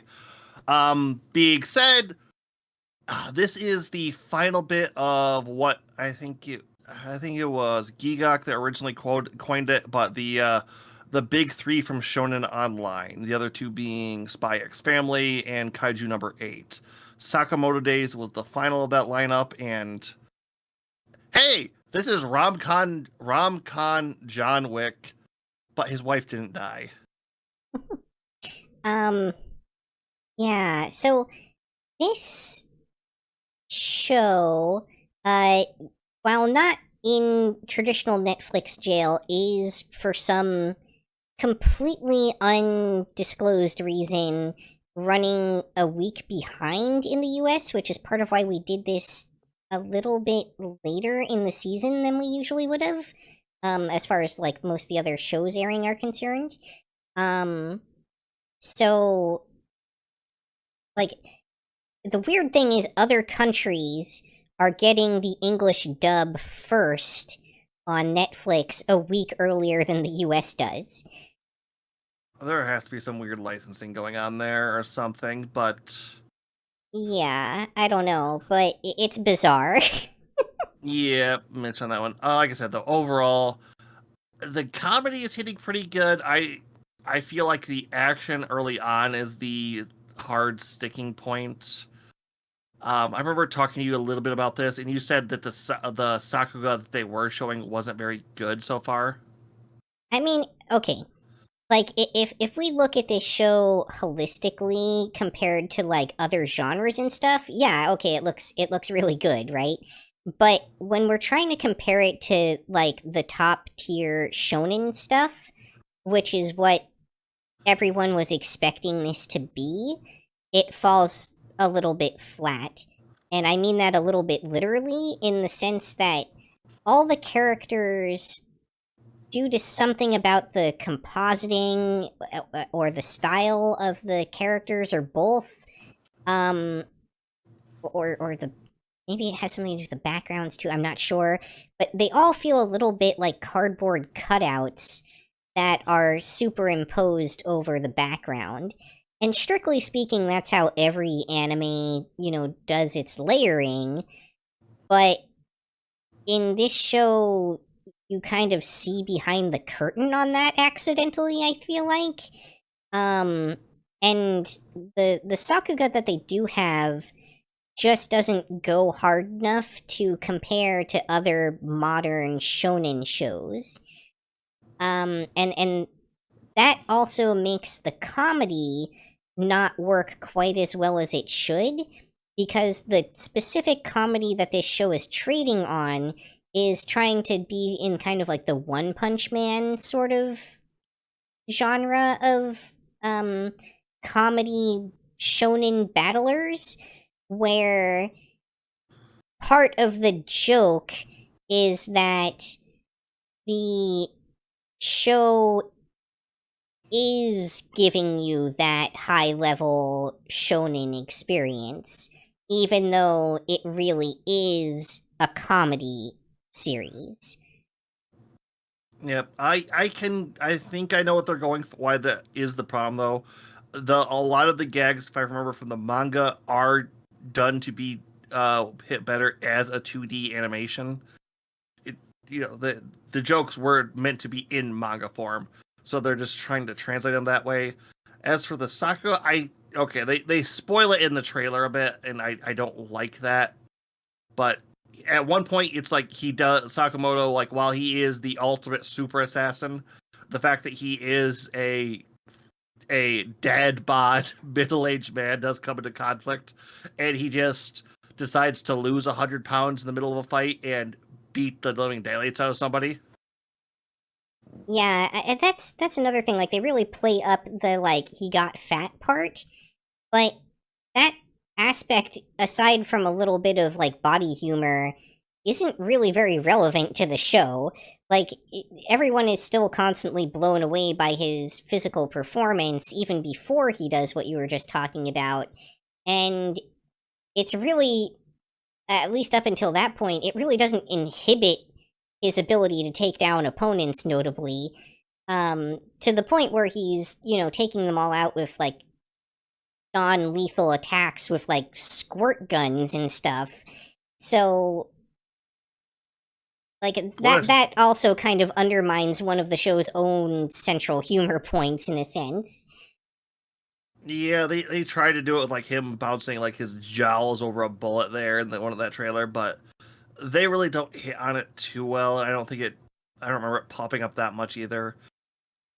As for how much you should watch this show, this didn't get the fancy title either, weirdly enough. No, wait, this is Netflix. That's why. Right, never mind on that one. I feel like episode one feels like you kind of get what you're coming into here. Yeah, I agree with that, at least as far as I saw. I don't think I saw the latest episode, but yeah. They add more cast and a bit more context, but you understand what's going on by episode 1. There's not too much more. If this was just a little bit better budgeted or animated, I would probably kick this up to the must watch, just because I know what the pedigree behind this manga is. It definitely wanted to be a must-watch show, and people who were fans of the manga were definitely expecting that from it, but I feel like with the execution we got, that works against it. Yeah, we will have to see how it goes further, especially for the end of season, but big shonen also tend to have their first handful episodes be mediocre, so we'll see on that one. Yep, it could turn around. Find out in time. Next up is something truly offensive. Armagia. This one's bad. Okay, yes. I'll let you speak to what you want to say about it first, because I have a lot to say about this show. Okay, so as I probably got cut off in the trailer for anyone watching the VOD there, this is from the character designer of Fairy Tail, Rave Master, and Eden Zero, if you're familiar with that. This particular writer loves to redraw their character archetypes, which, they have produced a lot, so it's not too much of a problem, and if you can get over that fact, I don't mind it. Most of the characters are similar in personality, but distinctive. Yeah, they're just tropes in this one. It's like they took out all the original personalities. All the characters are tropes. I love the main character. Oh, I can't. I'm not a good farm magic person, So I'm gonna do all these wild seeds and be real strong one day, Shonen style, and like, oh yeah, but no, he gets some fairly strong monsters, but they're dog types, but he's scared of dog types, and it's like, this was a side gag in Pokemon. They do it 3 times in the second episode.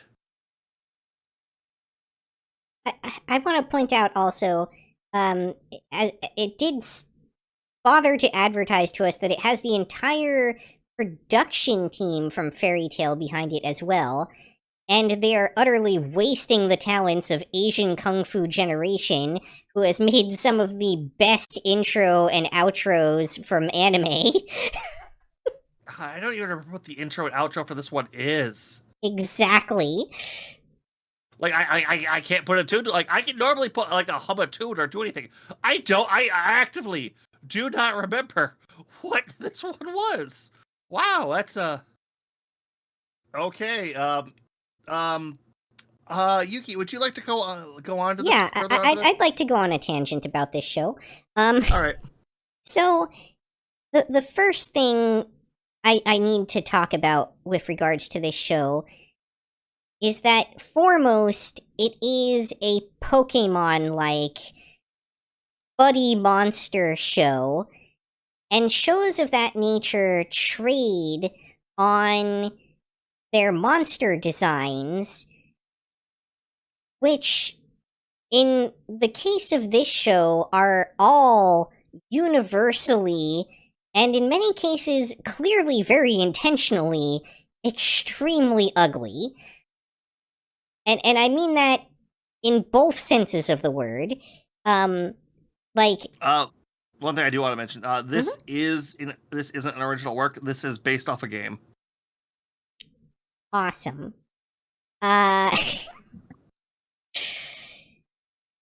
Well, with that in mind, the monster designs that we see here have 2 distinct categories.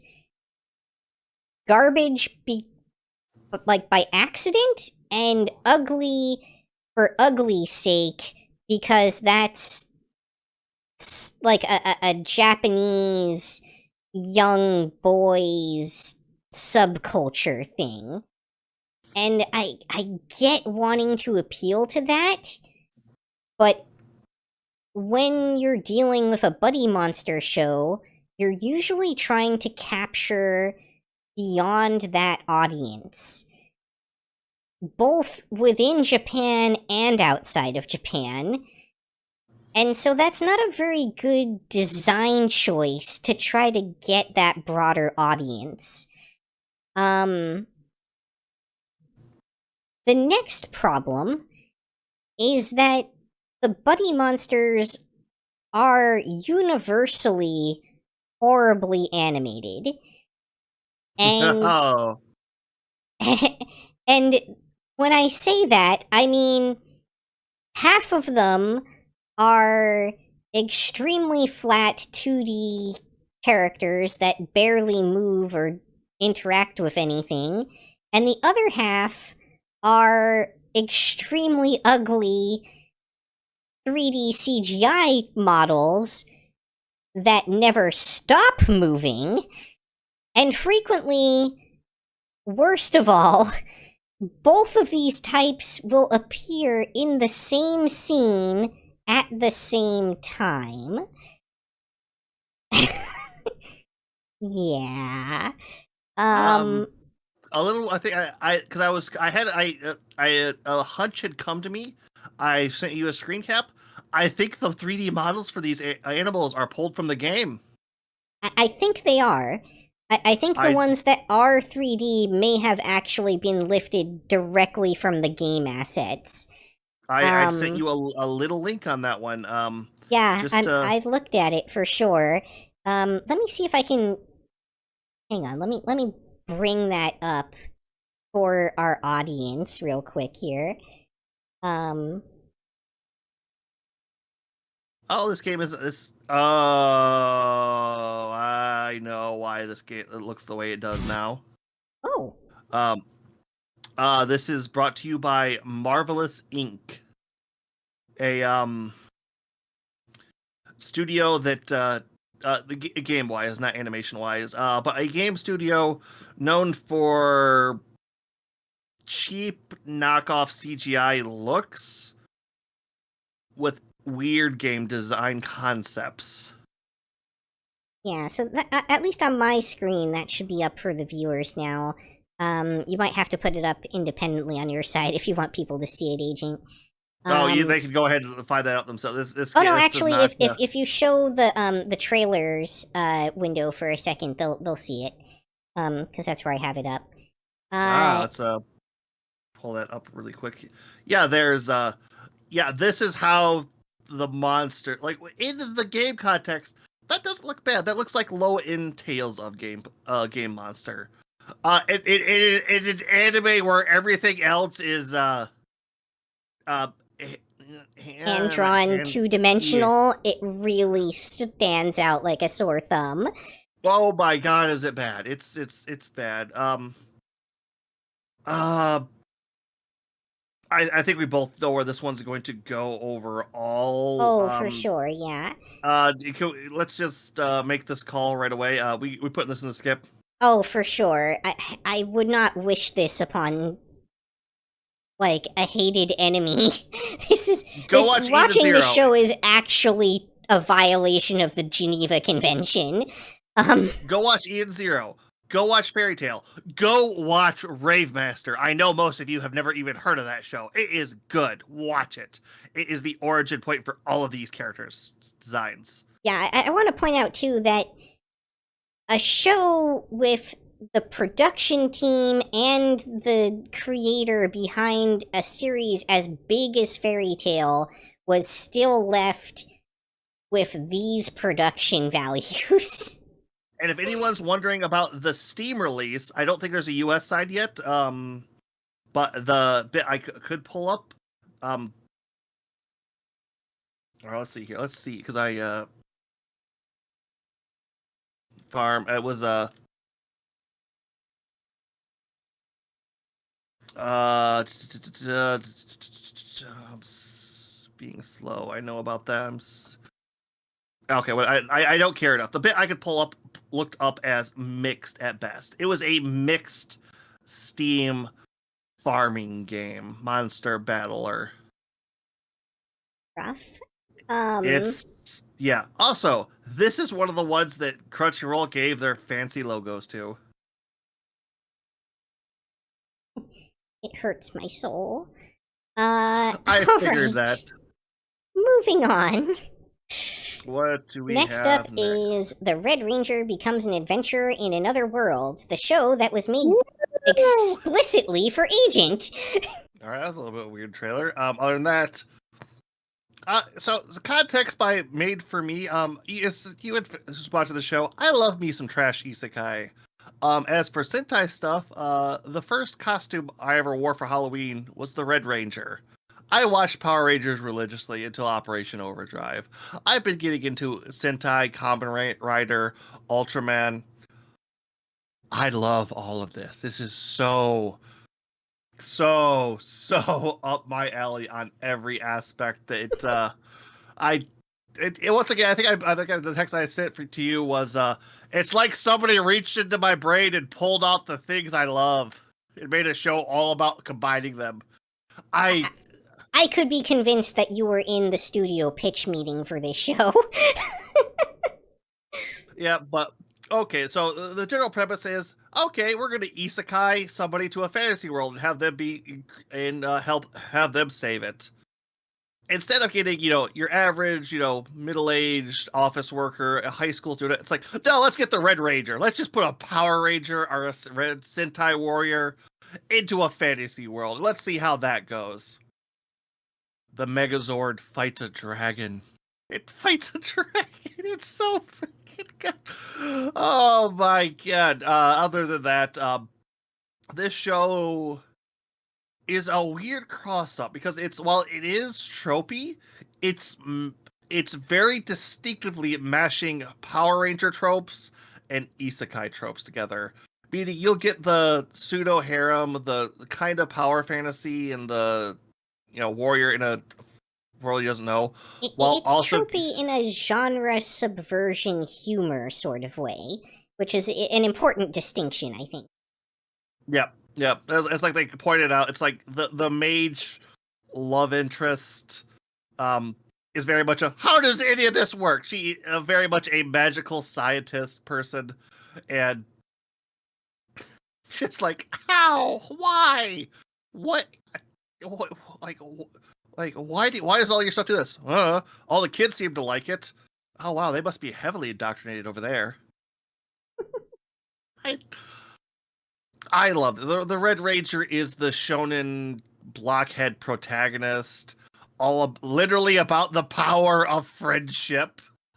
The literal power of friendship and As love. it's a measurable force that fuels him. Other than that, it's this is a comedy through and through. I can't judge this objectively on any standpoint. This hits me all. It just face rolls my keyboard of like stuff buttons. I will jump in there to give a more balanced perspective, I think. But even then, this show definitely delivers on its core comedy premise. And it does so in a way that doesn't feel like it quickly becomes old and stale. They kind of keep exploring new elements, and they do a great job of world building this mashup of worlds as explored through the lens of the characters that exist within them. So it has more going to it than just the comedy element, which also helps keep it going strong and feeling fresh. This one is almost a must-watch contender to me, even. So it's definitely understandable that for someone like Agent, where this checks all their boxes, the enthusiasm levels are immeasurable. Everything from the trash isekai to the fucking space robots. I'm in love.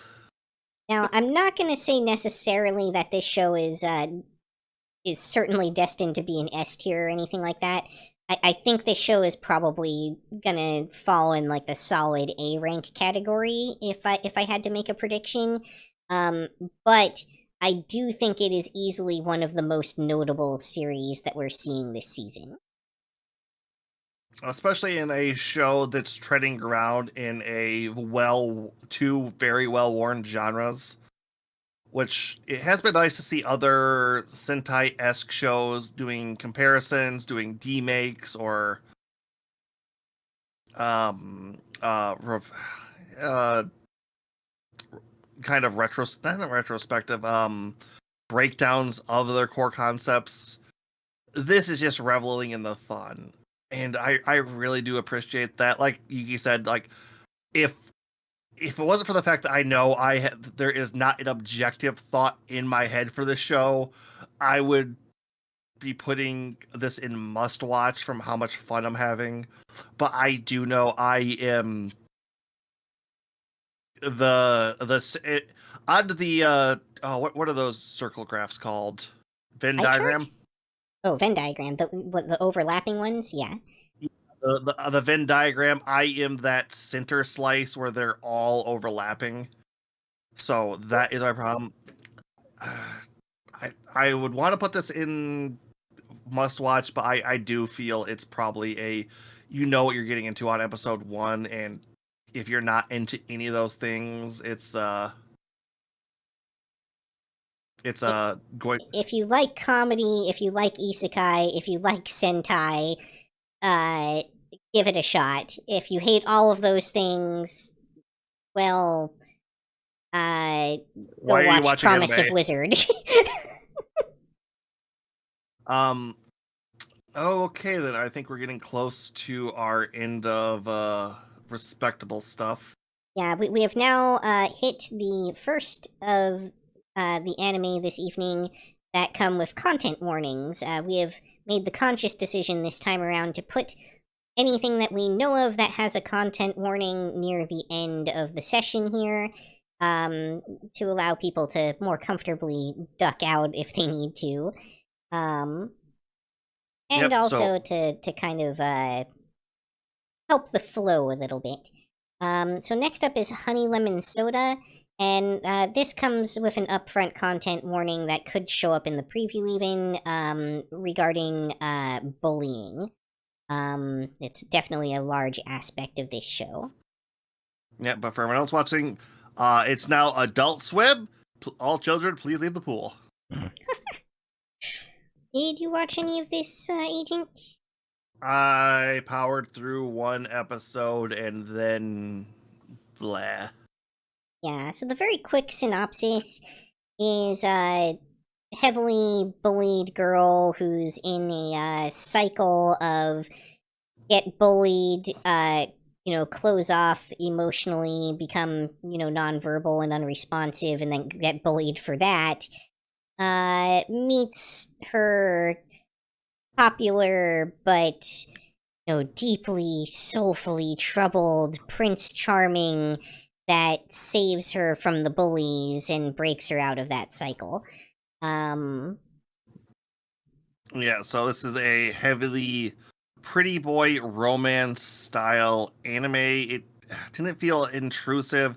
It's just, this is the genres I'm not great with, and nothing really pulled on me here. Like, the bullying parts of this were kind of just hard for me to watch most of the time. The love interest, I don't really enjoy those either. So they're very much meh. I just could not latch onto anything in this.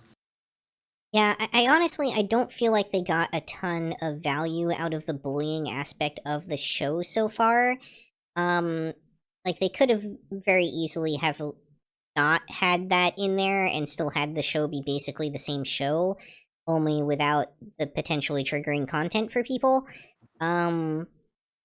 So, like, I don't really feel like its presence has been well justified within the show yet, even though it's part of the basic premise.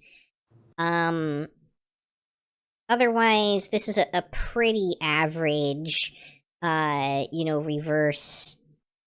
vaguely reverse harem, romance, plain girl gets all the hot guys, kind of glow up story.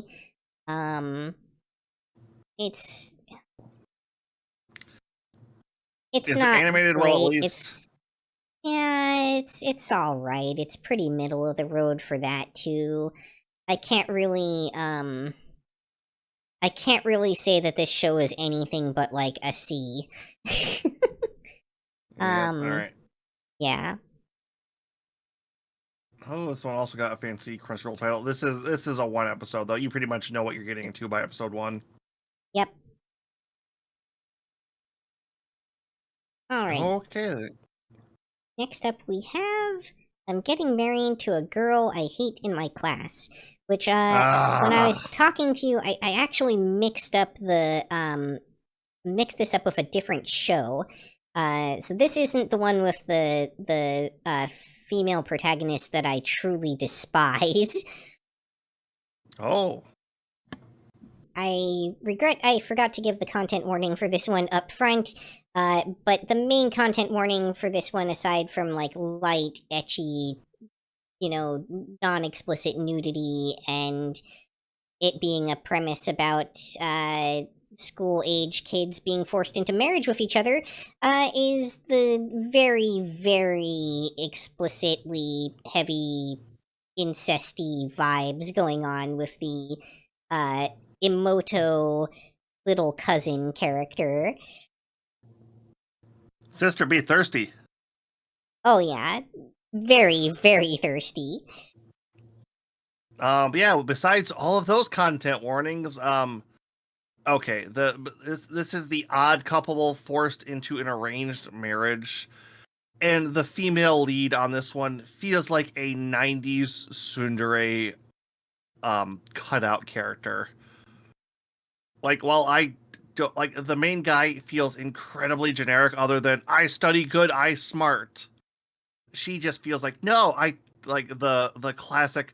I actually like you, Baka, but no, I can't show it, or I'm not going to even acknowledge that because no, I'm not that kind of person, or no, I won't realize. It's like just she comes off as so antagonistic early in the first episode with no good reason for anything. Specifically, like it's just the guy not doing anything and comes over and gets chewed out for something. Yeah, she kind of chews him out for chewing him out's sake. But as a lot of the orbiting characters observe, like it really is just kind of like showing how she really has these like repressed feelings for him that are kind of obvious to everyone but them. Which in some ways helps the setup for the show be a little bit more palatable, because even though at the surface level they kind of annoy each other and hate each other, below that they do have like some kind of deeper respect and maybe even some like repressed feelings there. At least on one side, it's unclear if that's mutual from the get-go. But yeah, putting aside the broader conversation about like arranged forced marriages, especially between underage characters in this day and age, the this show isn't the least entertaining or worst thing that I've been watching this season by a wide margin. Like it's certainly nothing to write home about. The animation quality is slightly subpar-ish. But there are some kind of redeemable qualities to it, with the show having this kind of another like found family to some extent, and also like dipping back into those interpersonal relationship themes and interpersonal skill themes that we saw in some of the earlier shows we talked about.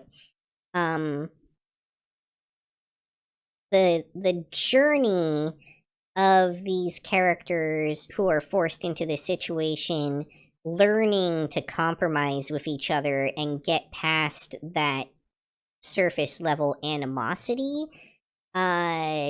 brings at least something to the table. And everyone's own personal thoughts and feelings about the incesty nature of it aside, the Emoto character is probably the best girl on the show and is reasonably like cute and clearly has her own motives, and gets some good humor here and there out of her involvement in things. That's, I think, pretty much all I have to offer on it. I dropped this after episode 1. I couldn't stomach it. This was I did not like anything here. Like the lead character, I just like that archetype so much, and it's like all the worst aspects of it are brought out with her.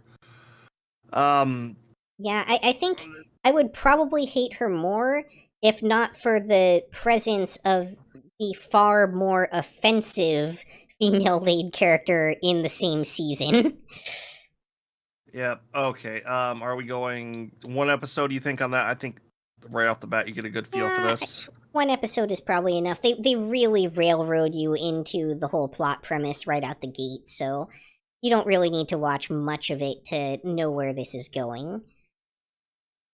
All right. Okay. Let's. Next up is Sorero Utility, aka Lesbian Golf 2. Content Weird that we've got warning. 2 of those. Yeah, right? Content warning for this one.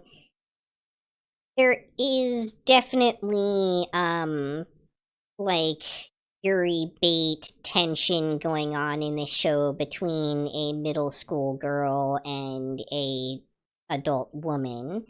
So if that's a thing that bothers you, steer clear of this one. Yeah, the word sapphic definitely comes to mind with relation to this show. This is a high dive one, isn't it?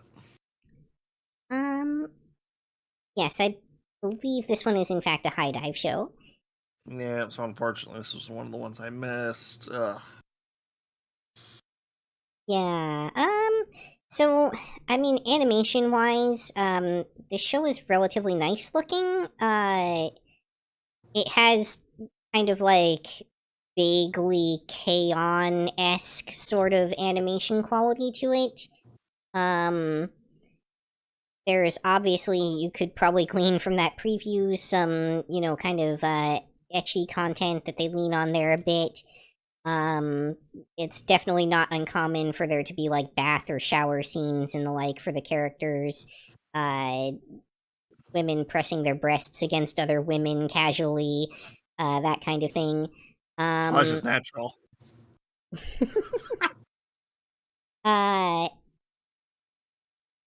Technically, it's a show that's about golf on some level. Golf certainly does show up in the show.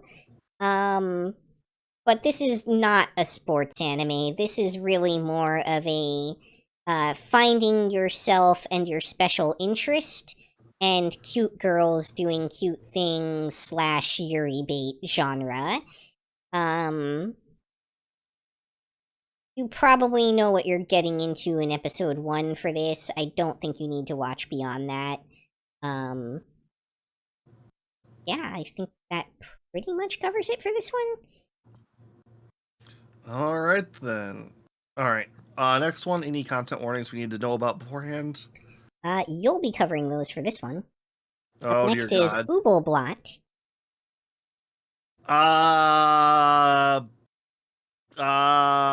Okay, it's not that I don't... Did I just go to break? I did, didn't I? No, that happened a while ago. Okay, so I don't want to say any of these. Content warning for this is, Wow, it's making group... Agent this uncomfortable. How bad is this show? Okay, content warning for grooming, and I don't want to just say that bad, but very direct and uncomfortable homoerotic tendencies to a minor. I will get in further that, but just be note, oh dear God, this show will make you uncomfortable. I will say, to its credit at least, in Sororo Utility, the main character at least feels like she's enthusiastically consenting to everything that's going on around her. And there's nothing that's technically inappropriate about their relationship or anything that they're doing. So it sounds like this one's probably a much tougher sell in that regard. Here we go. I'm curious what this trailer is going to look like. Oh, I made a mistake. Okay, no, that was for content warning for this. This is going to be very violent and rape heavy. Ah, okay. Yeah, I was thinking, wow, we've got 2 grooming shows this season? No. This is the content warnings you would think of in Berserk would go onto this one. Anime makers? I bother you to not force extremely non-consensual sexual situations on the lolly characters, because it looks like that might have been one of the targets of the aforementioned content warning. And listen, I'm not judging anyone here, but in the grander scheme of things, it really is the sort of thing that gives anime a bad name. I don't think that particular one is directly put into any situations that aren't like, oh yeah, no, this is just a slave pit kind of thing. But yeah, one of the complaints I do have is there's a lot of skimpy and weirdly revealing outfits for a handful of the female characters. Other than that, this is a dark fantasy revenge story. It deals a lot into the corruption of fantasy worlds, the false portrayal of myths and legends to a populace, as well as leaving a handful of myths. I don't want to spoil too much, because while a lot is dealt very early on, the full context for that is not done until later. And there is a lot of great things to do in the back end in this story. I want to note too that we like us some skimpy outfits around here. So when one of us is saying that it feels like a problem in the series, that's probably a good indication that it's not a good fit for the rest of the series and what they're trying to do, or that it's just in some way inappropriate or conflicting with some other design goal that they're trying to achieve here. Yep, I remember a lot less of it later in the series, so I think that might be in there for that initial hook of, oh hey, yeah, no, just flash some stuff or show some skippy hot girls or the early bits, and you'll get a bump in that audience review. But Gotta hook them yeah, with some fan service. yeah, it's not good early on. It doesn't fit well early on, which they try to make excuses for it, but it doesn't fit. It doesn't feel right, somewhat. Other than that, the world this story builds is very thought out, very well done, and amazingly crafted. A lot of things are incredibly well put together.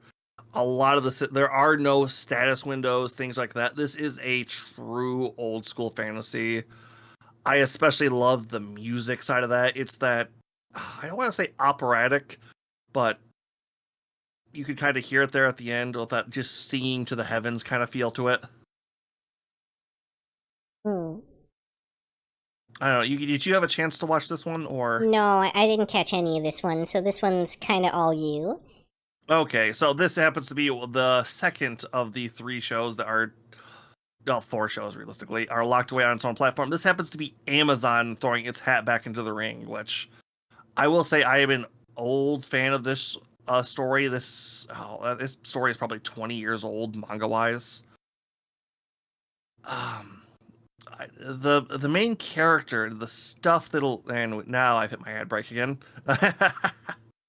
The stuff that they do in this is the thing I am most worried about is their animation, because the way this story is drawn in its manga form is very reminiscent of Berserk style.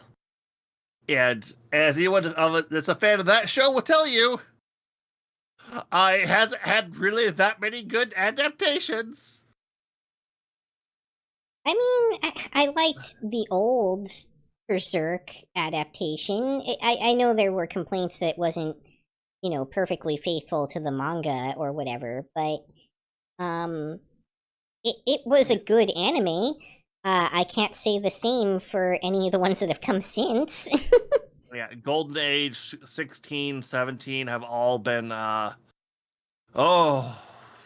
there's a reason they refer to it as Berserk 16 for CGI quality.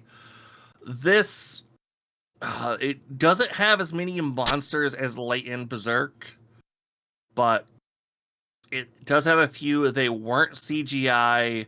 I hope it can maintain its quality. Overall, the opening bits have been a bit slow. This is a slow burn show. So don't expect right out of the gate to be hooked. You are going to be in for a little bit of a watch. That being said, I feel like episode 1 will give you a distinct feel for this. Like I said, this is going to be one I'm going to have to be wary of later on, but it feels good so far. They're adapting it very well. I can't think of anything they were missing out on it. And this is a story that did do good on its manga run. I believe it even got a sequel. Which, yeah, we'll see how. I'll have to dig into that at some point too. But this does come highly recommended from me. If you like dark fantasy, if you like that mature. Oh, what's the mature version of shonen? It's not seinen, is it? Seinen, that's it. Yeah. Yep. If you like something in that seinen category, this is a great show. Great.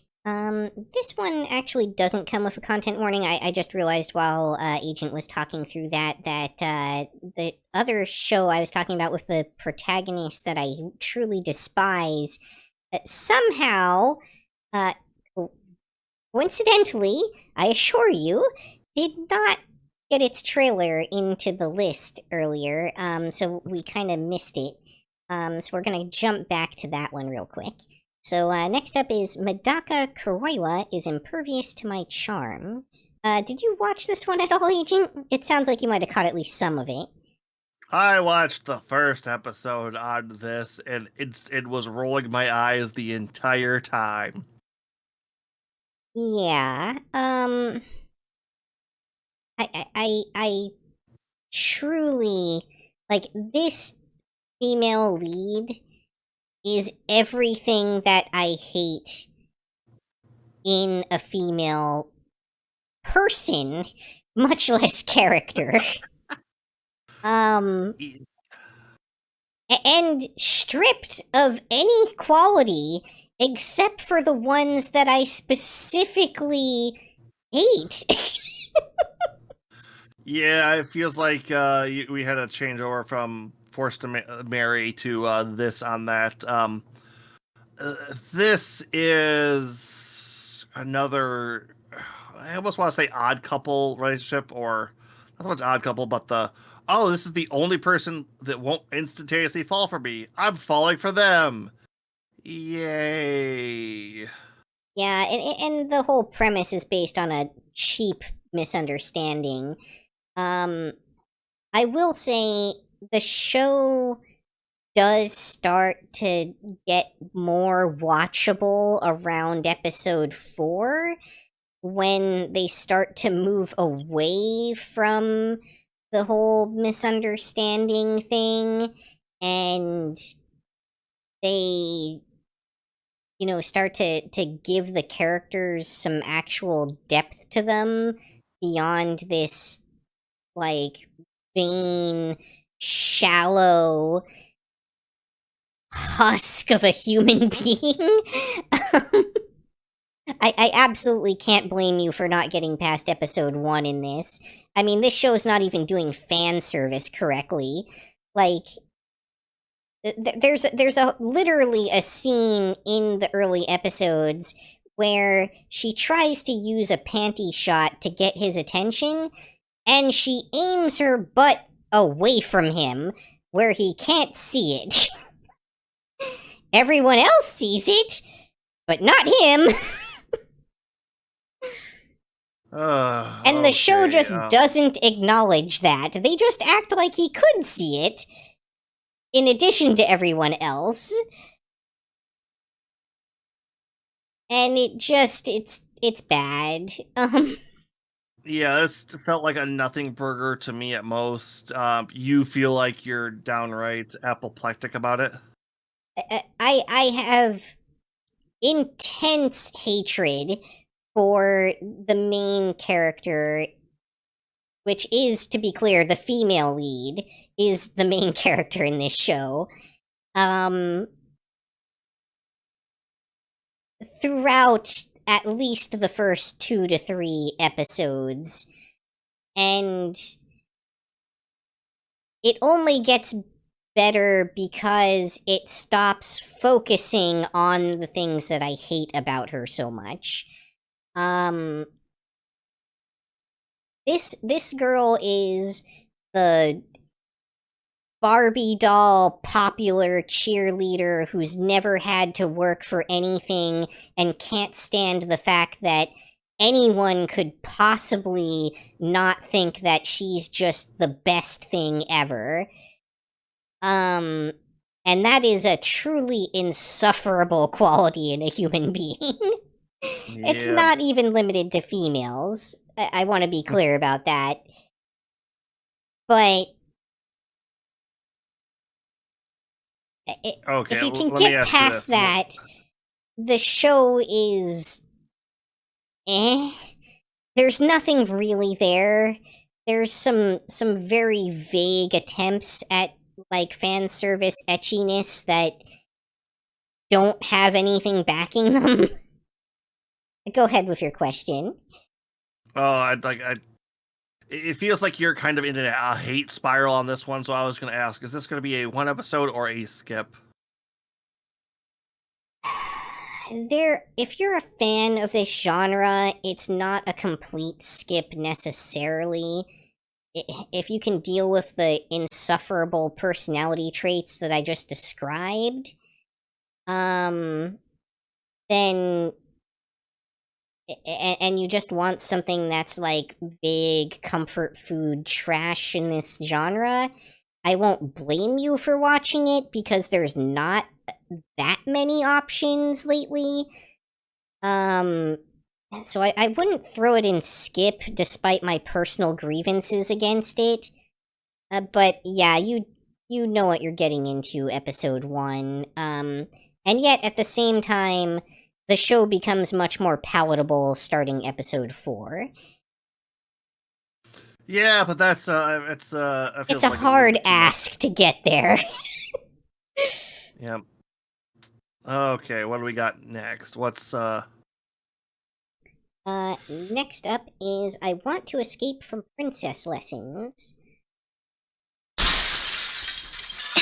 Sorry, I forgot the content warning on this one, because we're back to those.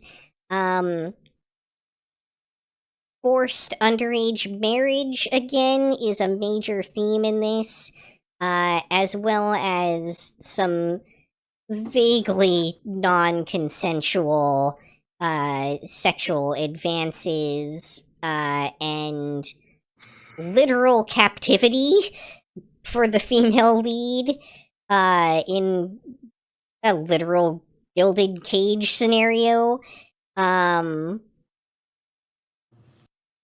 This is a show where the female lead has to literally explain the very concept of consent explicitly to the male lead. And that doesn't necessarily stop everything. Yeah. That said, it's not a very overtly sexualized show. This is technically supposed to be like a light-hearted comedy? Question mark? Yeah. So, here we go. やったわーこれでこんばんは。レティ？私には自由がなかった。毎日毎日礼儀作法を勉強して、私は自分の人生は自分で決めたいの。さあ、脱出大作戦開始よ。もともと私は王妃なんて向いてない。走るのは好きだし、木登りするし、庶民としてつつましく暮らしたい。自由への香りがするわ。レティ？クラーク様。逃げ道がないってはっきり分からせないといけないね。さあ、二人っきりで語り合おうじゃないか。はいはい、あんたたち二人とも相当こじらせてるわね。クラーク様は優しいお方だし、お前を心底好いてる。一度くらいしっかりと向き合ってみろ。レティへの思いは止めることができない。だからこれだけは許して。自由な君が好きなんだけど自由な君を捕まえたいなんて心は不思議だね待っていてくれたんだね会いたかったよよーしよしよしよしなんなのこの状況なんなのあの人怒った顔真剣な顔それから笑った顔あの時からずっと変わってはいなかったんだねあの時君はもう立派なレディーだだから結婚しよう近いです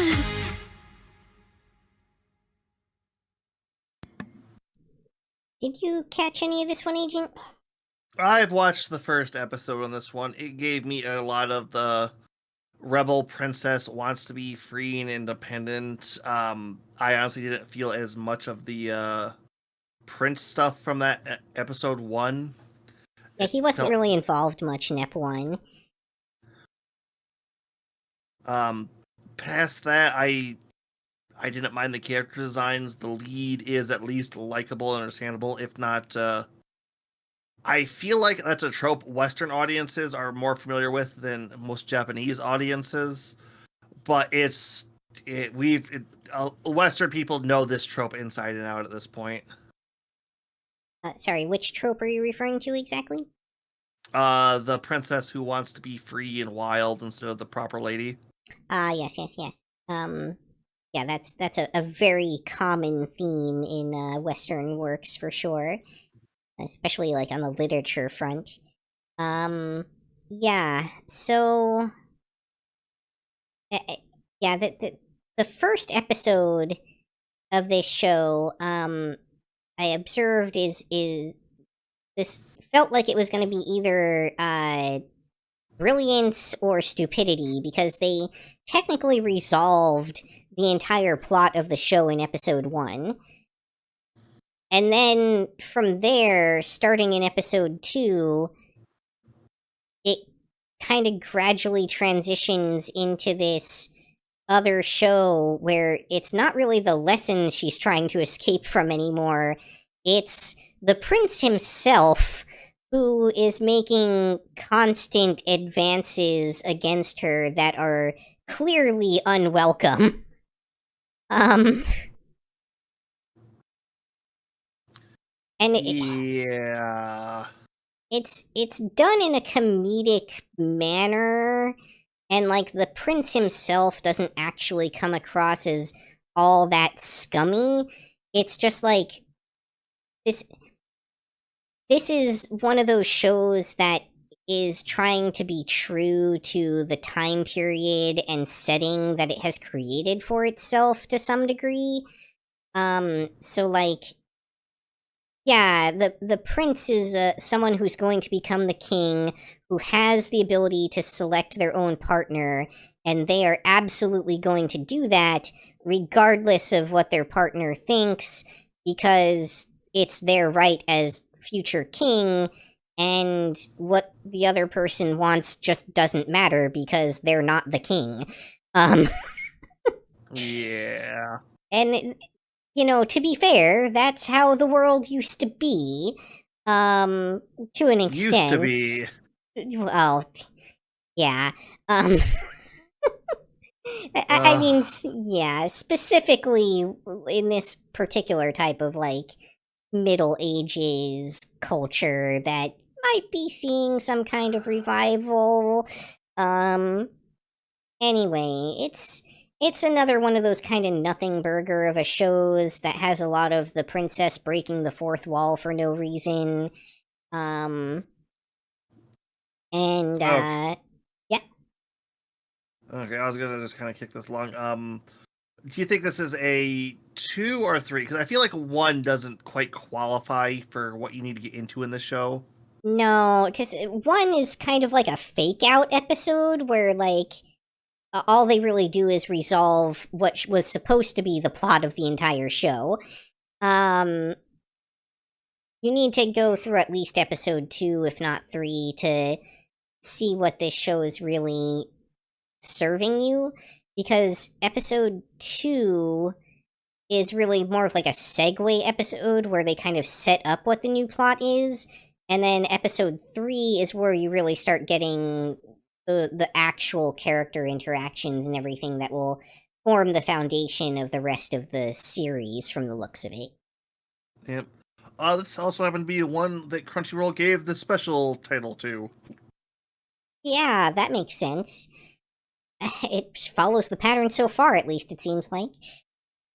Of inconsistency? And of really bad choices for what they think is going to do well.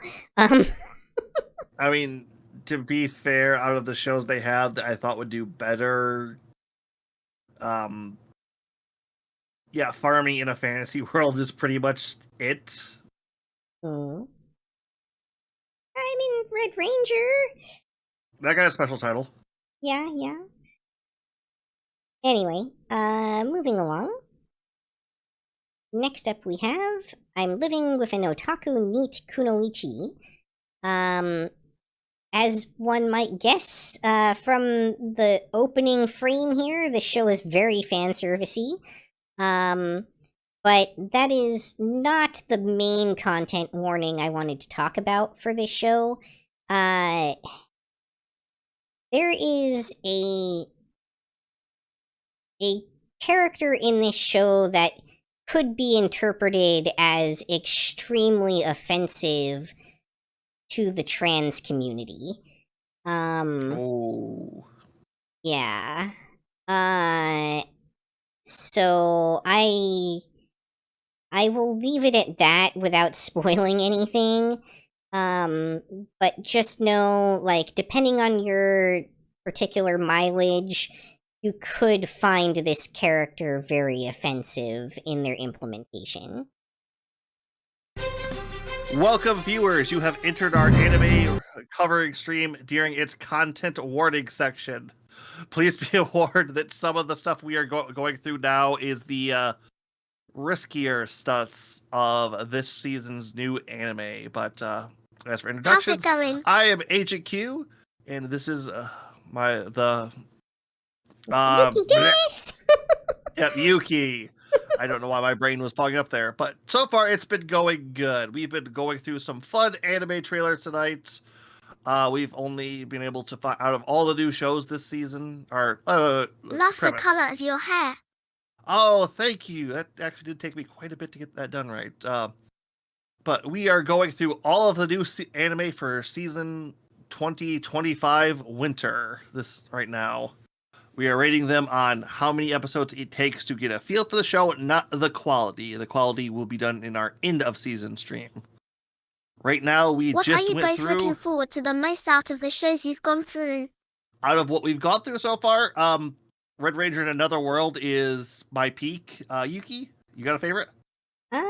Well, I would say Zenshu is probably still a little bit above Red Ranger in Another World, but Red Ranger's still a very solid show as well. Okay, but the trailer for the one we just watched, Konichi Otaku, was it? I'm Living with an Otaku Neat Kunoichi. Yes. Unfortunately, this is a high dive show, and unfortunately, I have missed this one. I am all caught up on this one, although they may have come out with an episode tonight, awkwardly. This this series, first of all, it has 2 episodes per episode, which is kind of awkward and makes the rating system we're using a little harder to apply.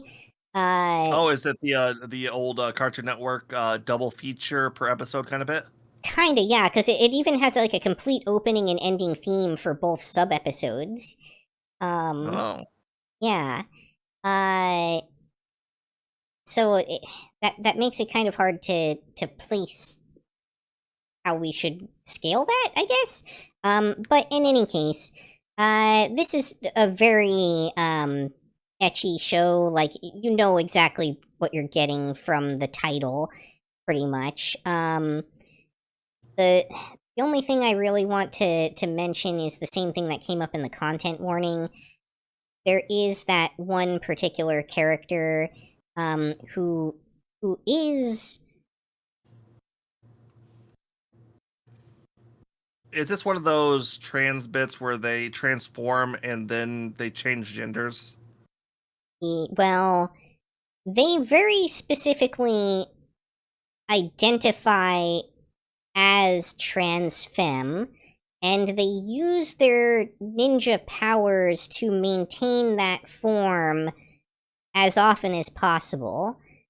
But that magic sometimes fails, and it's something that they wish to hide from one of the main characters. Who they are desperately stalkery over. And I honestly don't have like a specific thing to point at as to what is offensive about this character, because there's several things that could all be kind of vaguely offensive, especially in conjunction.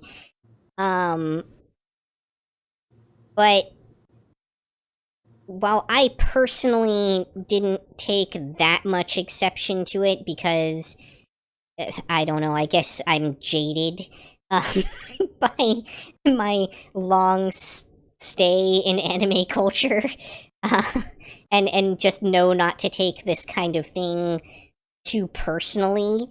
I can see how someone could be very offended, potentially, by what this character is bringing to the table, especially because they make a point of it being like a big reveal where the narrator says specifically that they're actually a boy. Which okay. kind of undermines the whole, like, everything good that they had going on about the character. It's Japan still trying to figure out what the hell trans people are. Yeah. Feels like. Yeah. And also, to some extent, the awkward localization that comes from them not having words that directly translate well into English, and vice versa around the topic. But I think it would be nice for, one of the early trans femme representations who is explicitly, trans to not be an obsessive stalker. Yeah, anime is not good for handling these touchy topics here.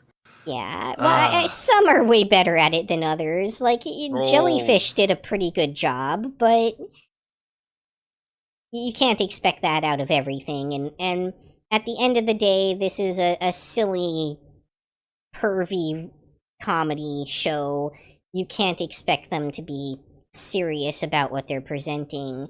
And I've said before, too, that there's a place for humor in helping normalize these concepts, and Japan very clearly, on their side, isn't fully past that phase yet. So it is what it is. I've kind of belabored this one a little bit, but yeah. You know what you're probably getting into, honestly, like episode 1 for this, if we take into account that episode 1 has 2 episodes in it. I wouldn't say one mini episode gets you the show necessarily. I would say a lot of Western audiences, especially Americans, are familiar with the double core per episode concept. Yeah, where there's like 2 subplots within the... think like Family Guy or something like that, where by the end of the show, you're on a different plot than you started on. Yeah, but all right. So single episode for that one. A interesting look at if you can like the Konichi side or the slightly Ichi part, but we'll have to. If you ever wanted a a nerdy, neat, live-in girlfriend, it's definitely appealing to that fantasy for you. I feel like that is a large chunk of the anime male demographic. Exactly. And probably a chunk of the female demographic too. Alright. Next up is definitely one of the more, interesting shows this season. Bihineko, the elf girl's cat, is secretly an S-ranked monster. Content warnings for this show abound, and are not limited to, the most nudity of any show this season, including, like, actual uncensored nipples, on a regular basis. And straight up, they wanna bone the cat. No, you didn't mishear. We aren't making this up. There is no better way to describe that than what it sounds like. Play the trailer, Yuki. With apologies, I have a lot to say about this one as well, so I'll let you go first, Agent. So, if anyone's familiar with the log-running show or an old log-running anime fan, you might be familiar with the genre that has been kind of popping up, referred to as "I can't believe it's not hentai." I can't believe this isn't hentai. Oh my dear mother. So this technically isn't an isekai. It's a trash fantasy series about a person reincarnated into the body of a behemoth that looks like a kitten because of how old it is, which, okay, interesting and cool concept. We've seen this done a couple of times well before. This isn't deep. This isn't incredibly well thought out. This is pure fan service monster fucking. With the underage monster that only vaguely gets a pass because of the fact that they're reincarnated. But the people that want to bone him don't know that, and touch him inappropriately. Well, okay, They actually show it, Agent! I'm not arguing that fact. I wanted to defend it because a technicality, they know they can't actually sleep with the kitten because he's too young. And I'm only bringing that up because it's a point they make to the dragon girl that in the trailer said, "Impregnate me."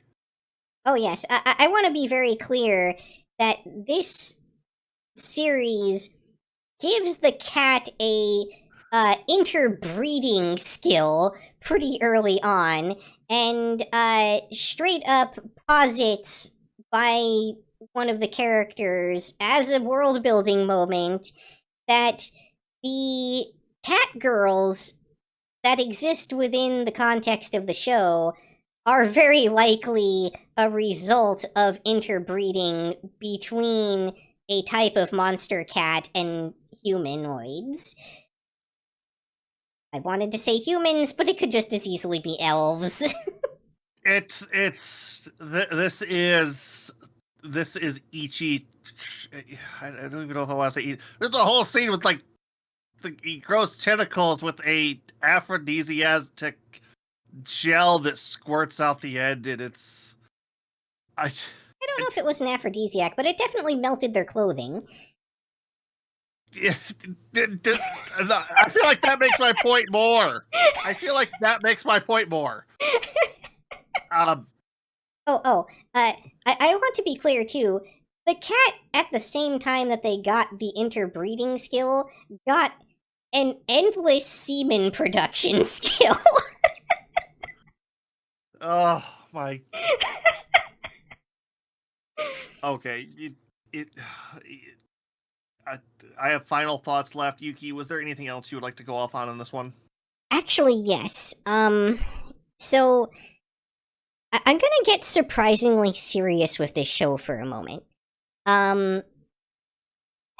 Putting aside the content warning stuff that we've talked about and the fact that this is very obviously a show that has its priorities set in the sexuality aspect.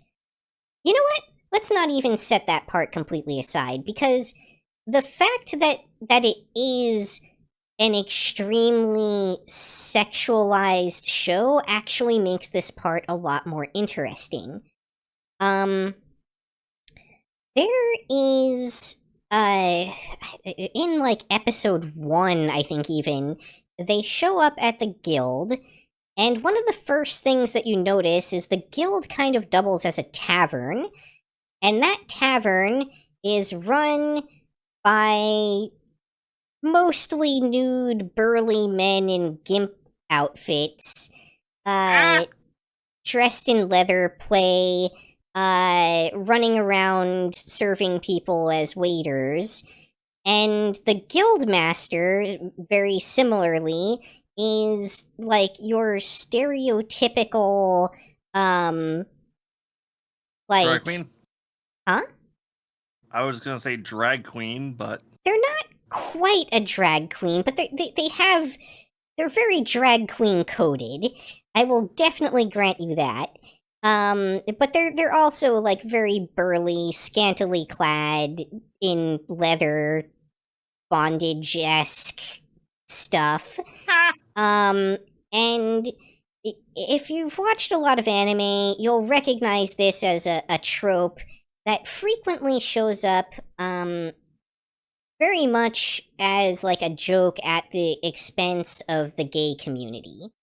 I've watched enough anime to posit that this is probably based off of an actual subsection of the gay community, just like here in the US. If you were to go to certain events in San Francisco, for instance, there is a very active leather subculture within the gay community, and that's a very real thing. What struck me about this show is, you know, my initial response to that was to say, oh man, here we go again. We're going into that trope. It's just another one of these, you know, comedy ecchi shows that's just here to laugh at, you know, this stereotype at the expense of the gay community. And that isn't what happened. Now, if I remember correctly from the show, and I read the manga on this one, that character is kind of looked at as a very well-respected, and I'm getting the distinct feeling I hear the word mother used a lot around them. Yeah, like very a matronly or at least patriarchal figure of sorts, like a den mother, maybe is kind of what we're looking for here. Where they're kind of like the protector that's kind of like making sure everyone is cared for. And they're definitely highly respected, and not just because they're the guildmaster, and like, you know, sometimes in these sort of situations, it's like, well, they're high ranking, so we just kind of have to look the other way and let them do what they want. It doesn't... No one reacts like that in the show. Every single person that interacts with that character, or any of the subordinates who don't really show up much past that initial scene, just acts like they're, you know, perfectly normal, and there's absolutely nothing strange about what's going on with them. You know, that they're not at all out of place. They're not at all offended by their appearance or their actions or how they look or what they do. And like the closest we get to anyone acknowledging anything being at all out of the ordinary is when we find out that like one of the top adventurers is their gay lover. we have one female character who kind of falls into like the rotten girl. For those who don't know it, the Fujoshi stereotype of is basically people who are really into like yaoi and yaoi porn and that kind of thing. Specifically females who are into that. So there is one character who has kind of like a squee moment where she's like excited about it, but like nobody else bats an eye at the fact that they are in a relationship. Nobody treats anything that's happening there as anything less than 100% perfectly normal. And even the one character that does that squee moment, it could just as easily be that they're just excited because it's a couple, and, you know, like, that's what they're responding to. And I don't know if I can impress upon people how incredibly rare that level of representation is coming out of Japan. Yeah, the only thing I really would have wished is that wasn't in a show where the crazy old cat lady, you get kind of a raised eyebrow from her. Yeah, now, on the one hand, it being side by side with that kind of content sort of undermines that message a little bit. But on the other hand, the fact that this show is like shamelessly perverse, and I'm using that term lightly in the context of like, you know, it deals with adult subject matter that's intended for, you know, excitement purposes. You can't watch this show in public. Yeah.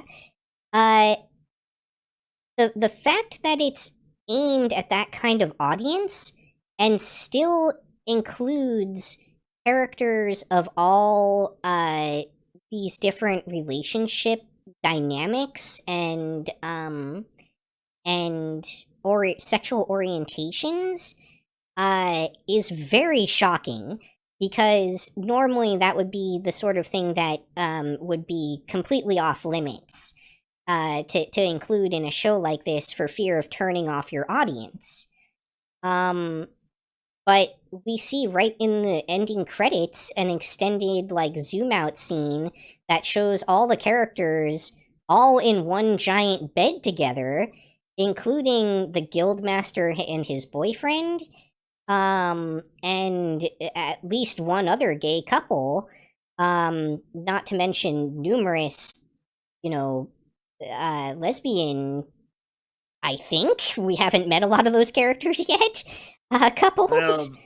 Well, the cat is building a harem. Oh yeah, and everyone's a part of it. Everyone's invited to the cat's harem. It doesn't matter what your gender or sexual preference is. The cat does not discriminate. Yeah, that being said, it's... Besides the characters all being rounded, well-liked, and having that weirdly pro-gay feel to it, baked into it, this is a very ecchi show. This isn't the dirtiest non-hentai show I've ever watched, but it's in the top 5. And it definitely deals with subject matter that some would find intensely uncomfortable. Oh yeah, very much so, but others very attractive. This is you know what you're getting on the box. Like, if you don't know by the first 15 minutes what this show is going to be like, it's not going to change. Like, that doesn't deviate from where it's at. Yeah. You know what you're getting, episode 1. Last note, animation quality is slightly below par, actually, in this show, but they know what their priorities are. They put the budget in the booby scenes. The jiggle is real. Yep. That said, not the nicest looking nipples around. Like, the show almost would have been sexier if they were censored. Yeah. Okay, what next? Because we've only got a couple left. I know one of them's the. Yeah, next up is the vampire show. This is the one that you accidentally gave the content warning for earlier, but I'll let you take it from here because I didn't watch this one. This one's all yours. Oops, sorry. Okay, so yeah, this is going to be a BL vampire love story with that heavy grooming aspects onto that. I will go a little bit further once we get to the main story, but if an older man with highly sexualized interests in a young virgin boy is... Can we define young for the audience here, like approximate age-wise? 5. That'll do it. Play the trailer, Yuki. Please hold. Let me see if I can find us a better trailer. This should have a Netflix trailer. You know, Netflix doesn't always like to release trailers, which is probably how I got stuck with that one. Yeah, it calls it the official trailer, but this one might actually be better.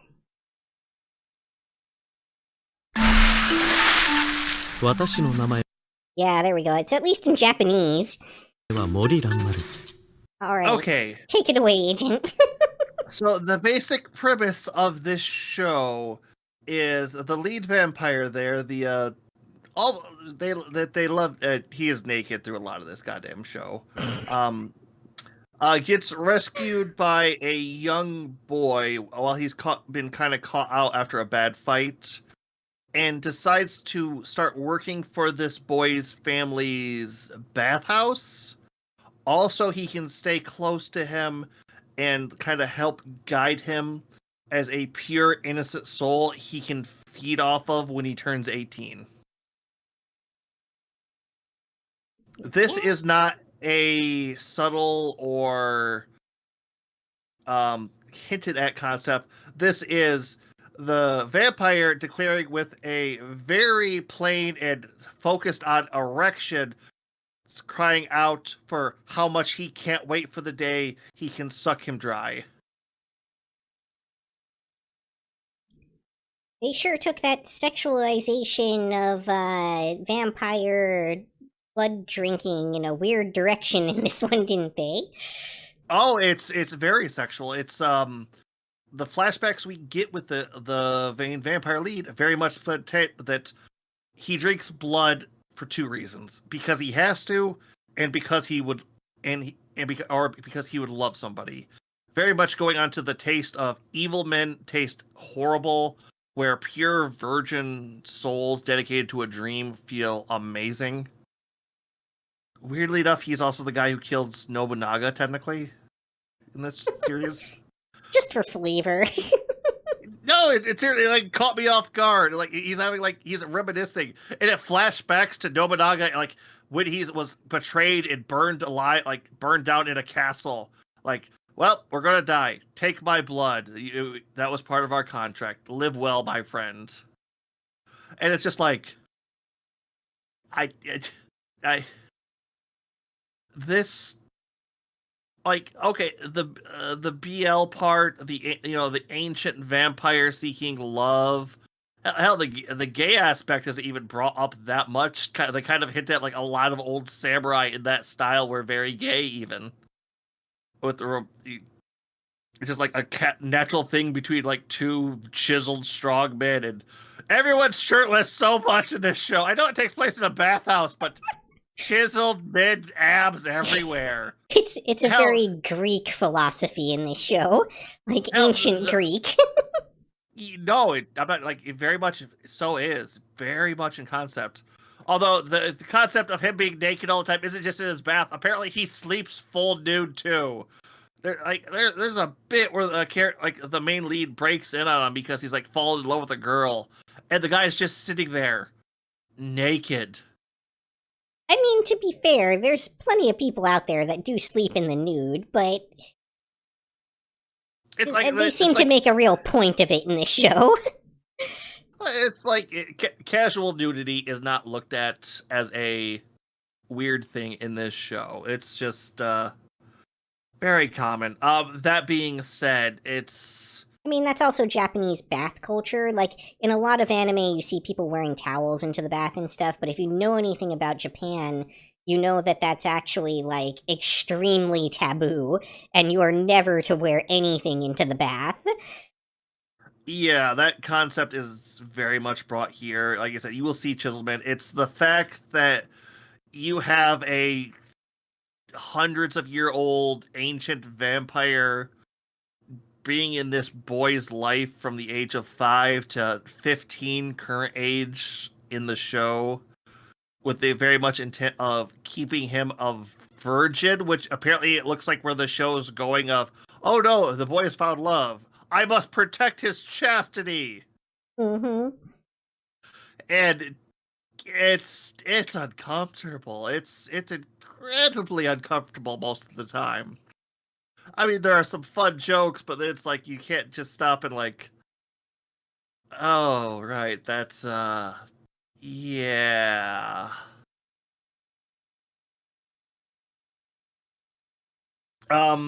If this is to your taste and to your liking, I'm going to say this is a very well one episode. You know what you're getting into. Losed one of the trailers on accident too. We should have 2 left at this point. I can identify at least one of those. The Idol anime and the Magic Maker one. So the Idol anime actually is not a new anime from this season. Oh, it's not. It's a continuation or yeah, it's Bang one? Dream, which is an ongoing series.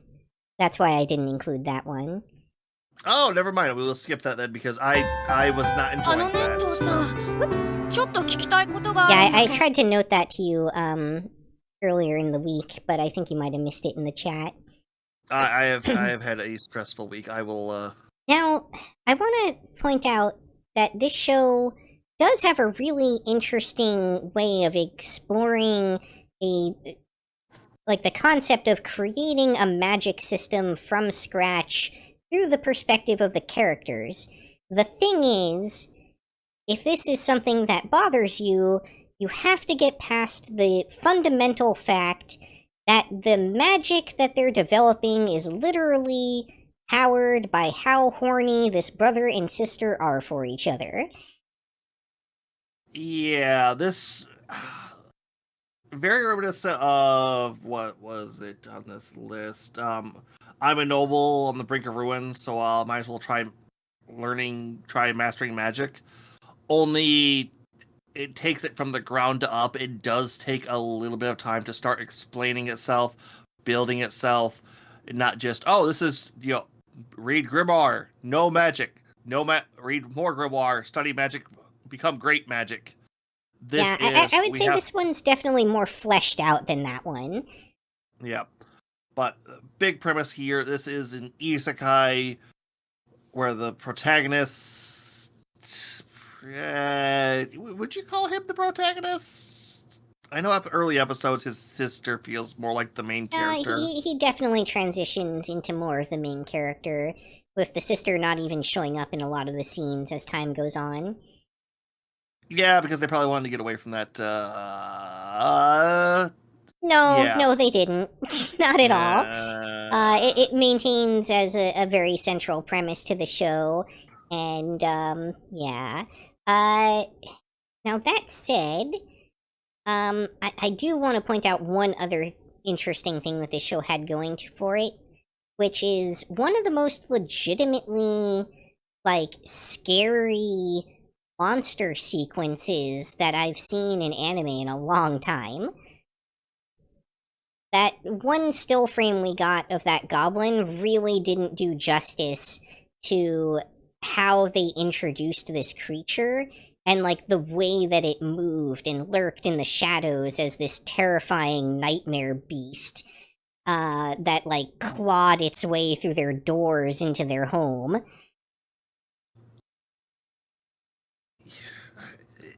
If this show could get away from that incest tag, this would be probably one of my highest rated shows of this season. That tag is really sitting there pretty good, though. Not only incest, but underage incest with a character who, like, okay, this is something that I think causes a lot of division and makes this, like, harder to stomach for people. Like, there's not consistency within the anime world as to whether we're supposed to consider it okay for someone to be sexualized because they've been reincarnated and are actually older, or if we should view that as weird and off-putting because they've been reincarnated and are now in a relationship with someone who's their age in their new body. Yeah, that is a problem that they've had, and this show doesn't do much on it. If it wasn't for the fact that this show did so much else to help build out and flesh out its world and build what it's going on, I would very much count it against that. The problem is it does so much to build its world in every other aspect that feels a bit out of place and a bit off. Yeah, it's when you have something that's considered widely very socially unacceptable, it makes it very hard to recommend something for its other qualities. Yeah, but I think this is a good okay, so I you think this would be a 1-episode one, but I want to say, I almost want to say 3. I want to say 3 for this one, just because of how much world building is important. Follow on to this. Bluesky at agent123.bsky.social and watch the don't do archives that. at https://www.youtube.com/agentq123. One, I say no hard on that one. 2 or 3 is where I'm Yeah, at. I think this would probably be more of like, I kind of want to say 2 episodes, like you know where the show's going, but you don't really get a full taste for like the development of the magic system, which is pretty core to the show, until episode 3. And I think that's also where we, like, if you haven't gotten to episode 3, you're probably not going to benefit from that whole, like, nightmare creature scenario I just explained either. So, you know, I don't think you're really giving this show a fair shake if you haven't given it that far. But at the same time, if the content warning put you off, this probably just isn't going to be a show for you. Yep. But with that, we have rounded out all of the new anime series from this season. For those watching on the VODs, please let us know down in the comments what you think of our ratings, or if you watched, or if are watching this much later and you're watching this in comparison to our season in review list. Let us know what we got wrong and what we got right on all of these. But I also want to give a big shout out and thanks to all of our raiders. Thank you, Pix, Kiku, and Tony, or Hydrox Ant, for those who saw that on the raid. Absolutely. Thank you all so much for the raids. That's all for this episode. If you enjoyed, please like, comment, subscribe, or join me on Twitch or Twitter. Hope to see you next time on Yukikaze Gaming. Bye.